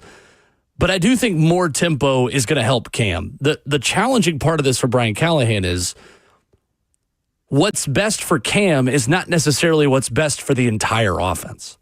That's the issue right now. Yeah. Because when you go tempo, you're right. You're going to have more communication issues on the offensive line because you have less time to read and diagnose and solve problems pre-snap. Because you have less time pre-snap. There's less adjusting for Cam to look around and say, all right, I've got this guy coming through this gap. I'm hot here. If this guy blitzes, there are less problems, or there are more problems for Cam to solve in a shorter amount of time when you go tempo. But at this point, I think you got to try it, Ramon, because this isn't working either, right? The way that this offense is operating is as plan A, and this may not even plan A. This may be plan B, C, or D. I don't know how many plans they've had and how many things they've had to pivot to. But when Cam Ward says, I live by tempo, and this season is about making Cam Ward feel comfortable and put him in the best position to be successful, I think they could do more to put him in faster situations and faster processing speeds. You're going to get some mistakes from him, but Ramon, right now in the slower tempo, you're getting mistakes from him. So let's try to do it his way. Let's just see. Let's open it up. I want to see this offense be Cliff Kingsbury, Jaden Daniels, and not the quality, because that's not realistic. You don't have as much as that Washington team had, and Jaden Daniels is different from Cam Ward. They're not the same prospect. But they ran a really fast tempo, and they were on the line, go, go, go, go, go. And I think at least after the first down, can you speed things up a little bit and make it a little bit more college for Cam? You got to try it, Ramon, to me at this point. That's the one thing they haven't done consistently until defenses start playing back on them. But here's the thing, though, too, for me, is who's winning? Right? Calvin started to, and then now, I mean, again, now Calvin's hurt. But those were longer plays, I feel like, too, though. Like, nobody's winning also. It doesn't allow you to go tempo. You can throw running back screens, wide receiver screens, middle screens all day long just to get the ball out of his hand. But if that's the case, Cam's not 6'6". Teams are going to bat the ball at the line of scrimmage because his trajectory is low, getting the ball out of his hand. There's no easy fix, believe me. I know there are holes in my plan, too. I just think that it's the next step you've got to take is to simplify things for Cam and say, dude, we've got to see some kind of progression. And Slay's in the chat and said, that sounds a little bit like Madden. Yeah, it does. 100% does. I won't argue with that. But the simplicity of a faster, simpler offense, I think, is what Cam Ward needs right now. I really do.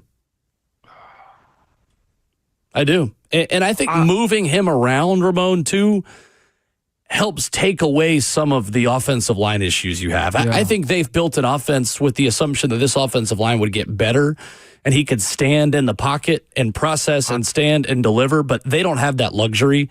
That's where, again, I think they've got to pivot now because they don't have the offensive line quality that I think they thought they were going to get this year. That's where I think a lot of the issue is. And it's hurting you. You asked that question. I want to get to it before we come to the end. Sure. What kind of change can you make? Mm-hmm. What was the original phrasing of that, Will? How realistic are wholesale changes on the fly mid-season? Yeah, you answered it. You said not really realistic. Yeah, not really. And the only thing I think that will change is the voice that is given the commands if you make wholesale changes and just the attitude that guys approach work by. And the only reason I bring that up is the Bobby Petrino effect that Arkansas had this past weekend.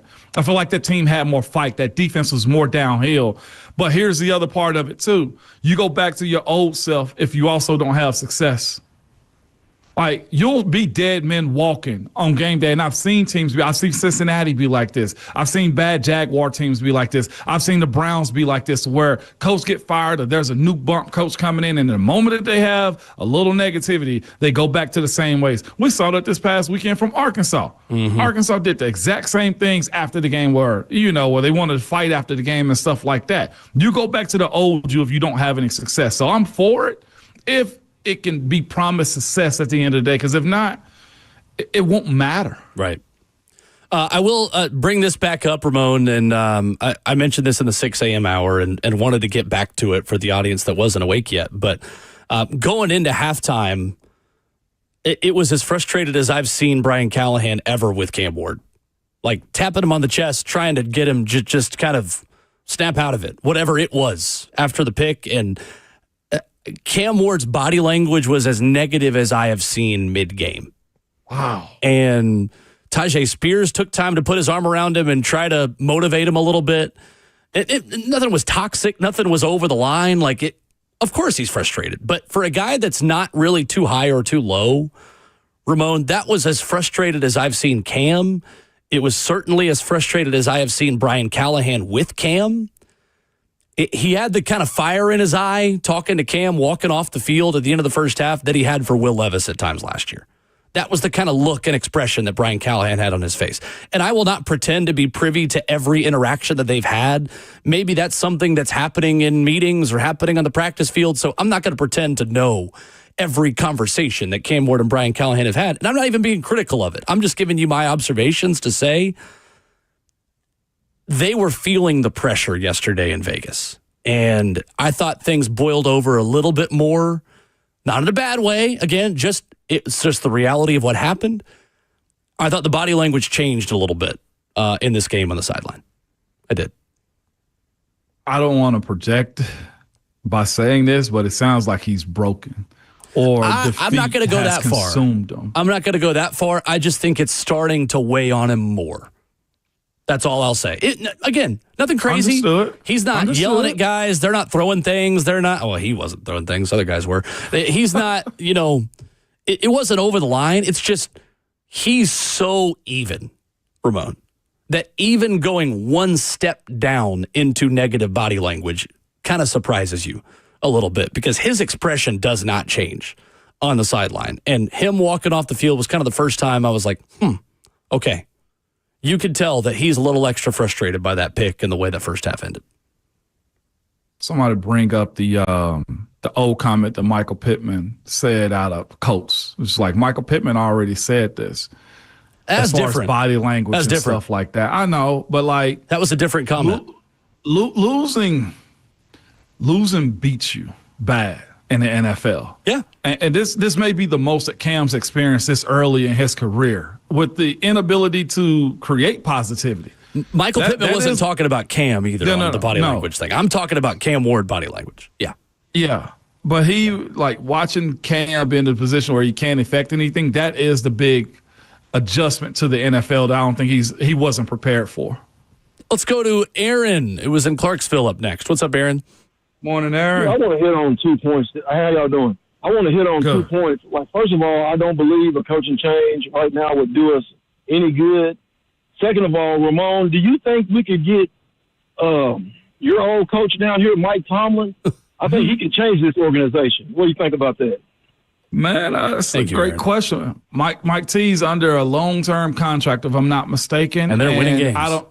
And I don't think this team is in a position to be selling draft picks, especially not a first rounder. I think it's going to take one, if not two. That's hustling backwards. Yeah, Mike T's not going to be available. Not going to be available. Justin is in Gallatin up next. What's up, Justin? Hey, good morning. Hey, a little positivity before I go in on the Titans. Maybe we should get Ramon up there to coach the O-line. I know he's spread a little thin across the state. A little thin, yes. Hey, and also I just want to speak on that championship game that you guys had with Station Camp a couple weeks ago. The best moment was after the game as they were calling, all county and all that. I look over and you're in the middle of the team and y'all are just going crazy. That was a super good feeling because I somewhat know you personally and Miles, and it was just a good feeling to see that. That's awesome. That being said, I think our biggest issue is that we have a new play caller in Callahan and his staff. We have a new head coach in Callahan, and it's all a product of everything being new quarterbacks. And then also with the screens, why aren't we lining Gunnar Helm out wide? He did that a lot at Texas, and then we're showing that look, and then maybe we go bubble screen and let him block that smaller guy. He had a lot of success in Texas lining out wide. Anyway, thanks, guys. We listen every morning, so you guys have a great day. Thank you, Justin. Appreciate that. You too, Justin. The only issue with putting a tight end out wide like that, Ramon, is that they're going to see it coming. And then you're going to have 2 versus 2, and then you're going to have two players with one to block them. So I see Justin's point, but I don't think it's that simple. I can't get over what you said about Cam's body language just, on the sideline for the first time noticing that. Mm-hmm. It was quick. It was just walking into the halftime locker room, and when they came out for the third, they're about to go on the field. He's clapping again, and he's motivating guys, and it was kind of back to normal Cam, but I want to be as specific as I can because I want to make sure I get the facts right, and I know that I am. I just want to make sure I'm not taken out of context here. Walking into the locker room for that split second, it was as frustrated as I've seen Cam Ward on the sideline in a Titans uniform. Walking into the halftime locker room after throwing the pick. And yeah, Callahan was all over him. Yes. Coming up, we'll get to Chuck and Rick, our final two calls to wrap up the show next.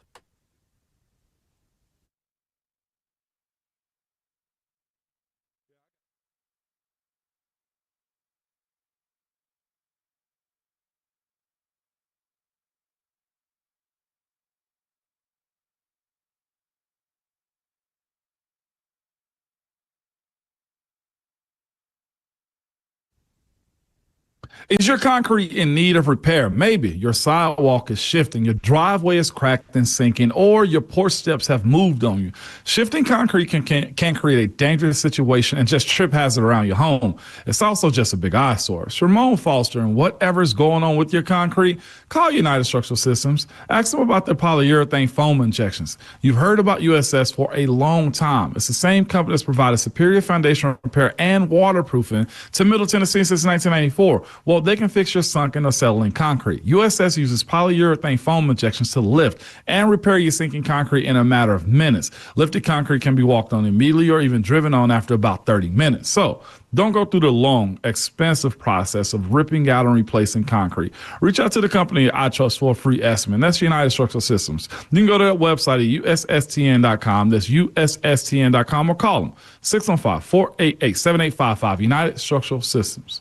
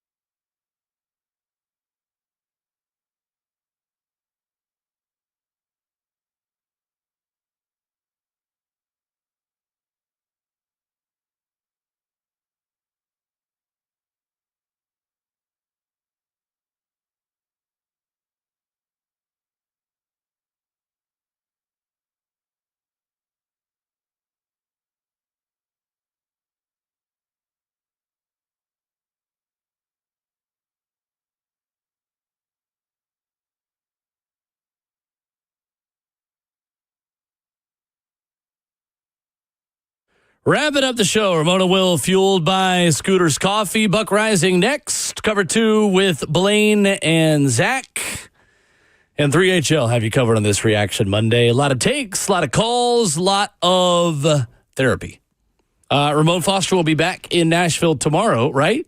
I guess I shouldn't assume that. You are right. Okay, that's what I thought. You got so much going on. People that always try to sign you up for either playing or coaching O-line for the Titans. Like, no, you better get on his calendar for 2030 the next time Ramon's available to do any of that. Seriously, I think by then Miles will be a senior in high school. So, there you go. Yeah, you're spot on the date, perfect. Will. How did I know? I just picked a day. I am looking forward to this week, talking about another big college football weekend. Of course, it's the third Saturday in October, and UT Bama will get a ton of coverage. We'll have Bama people, we'll have UT people, but LSU Vanderbilt is going to get a lot of attention from us as well this weekend in Nashville, hosting one of the biggest games of the college football weekend. You've got USC Notre Dame, you've got Utah BYU, you've got Texas Tech going to Arizona State, which cannot be underestimated. Ton of good football is going to be played this weekend, and lots more than just Titans to discuss this week as well. So looking forward to that. It is. I'm looking forward to the college football schedule, man. That is, and I'm feeling well about Alabama too. I said it the other day. About Tennessee's chances? You doggone right, Will. Oh, all right. You and I are on opposite sides of that one, so we'll talk more about that tomorrow. No doubt about it. All I right. can't wait to. Okay. Yeah, I like it. Hey, talk me into it. All right. No, I don't want to talk you into it because I feel like I almost talked you into thinking that Oklahoma could beat Texas, and you are all the way right on that one. There was another game this past weekend too. Oh, the Georgia-Auburn. Yep. I think you were on the right side of it by saying Georgia in the end, but for a while, Auburn looked like they could be it. I just have a different perspective of what I think of the Alabama offense versus this Vols defense. I can't wait to hear it. I'm looking forward to it. Let's go to Chuck, our final call of the morning on the Titans. What's up, Chuck? Hey, Will. Hey, let's just pull the plug and pull the Band-Aid off, and after the New England game, and fire Callahan and let Mike McCoy take over for the 9 games and give him an interview or try out and see what he does. You know, what can you lose? I mean, if he doesn't do good, then you go and get a proven coach at the end of the year. If he turns things around and makes things look good, then you might save a bunch of money. So I say give Mike McCoy a chance. I mean, Callahan's dead man walking. We all know it. Let's just go on and pull the plug. Thank you, Chuck. Thanks, Chuck. Are you in that boat, Ramon? Is it time to make the change now? It seems like it's inevitable, but I don't see much of a bump from that. I don't know what Coach Mike McCoy is, and usually the interim coach never lasts anyway. I don't know of most situation where interim coaches lasted more than 2 years after giving the head coaching job, almost anywhere. Yeah. So are you in the boat of change at the end of the season still? You got to get to the bye. That's where I'm at. Okay. My initial decision said the holidays around November. Okay. Yeah, that's right. You did say that. I said and around again, November. We spoke all offseason about how November was the month of consequence for the Titans, and that if they were going to ascend and start to trend upward, it was going to happen when they did not leave the city of Nashville in the month of November. It's almost November. And that's what I'm saying. We'll see if status quo is still in place by that point of the season. Yeah. Ugly. It's ugly, Will. Callie has to know it. His family has to know it. His coaching staff knows this too. Mm-hmm. It's at this point of how much can you do to save yourself? The last week win was a nice little bump. It was able to give him a little breathing room. But that was exactly what everybody said it was. It was almost as if Arizona lost that game and you didn't win it, or you were gifted real good opportunities to close it out. Right. Do they have to win Sunday for everyone to keep their jobs, Ramon, in your opinion? Heck yes. Well, that would be pre-Thanksgiving then. I know, but again, I don't believe in anybody right now that's going to be able to just change the mindset of where they are in 2025 on firing them.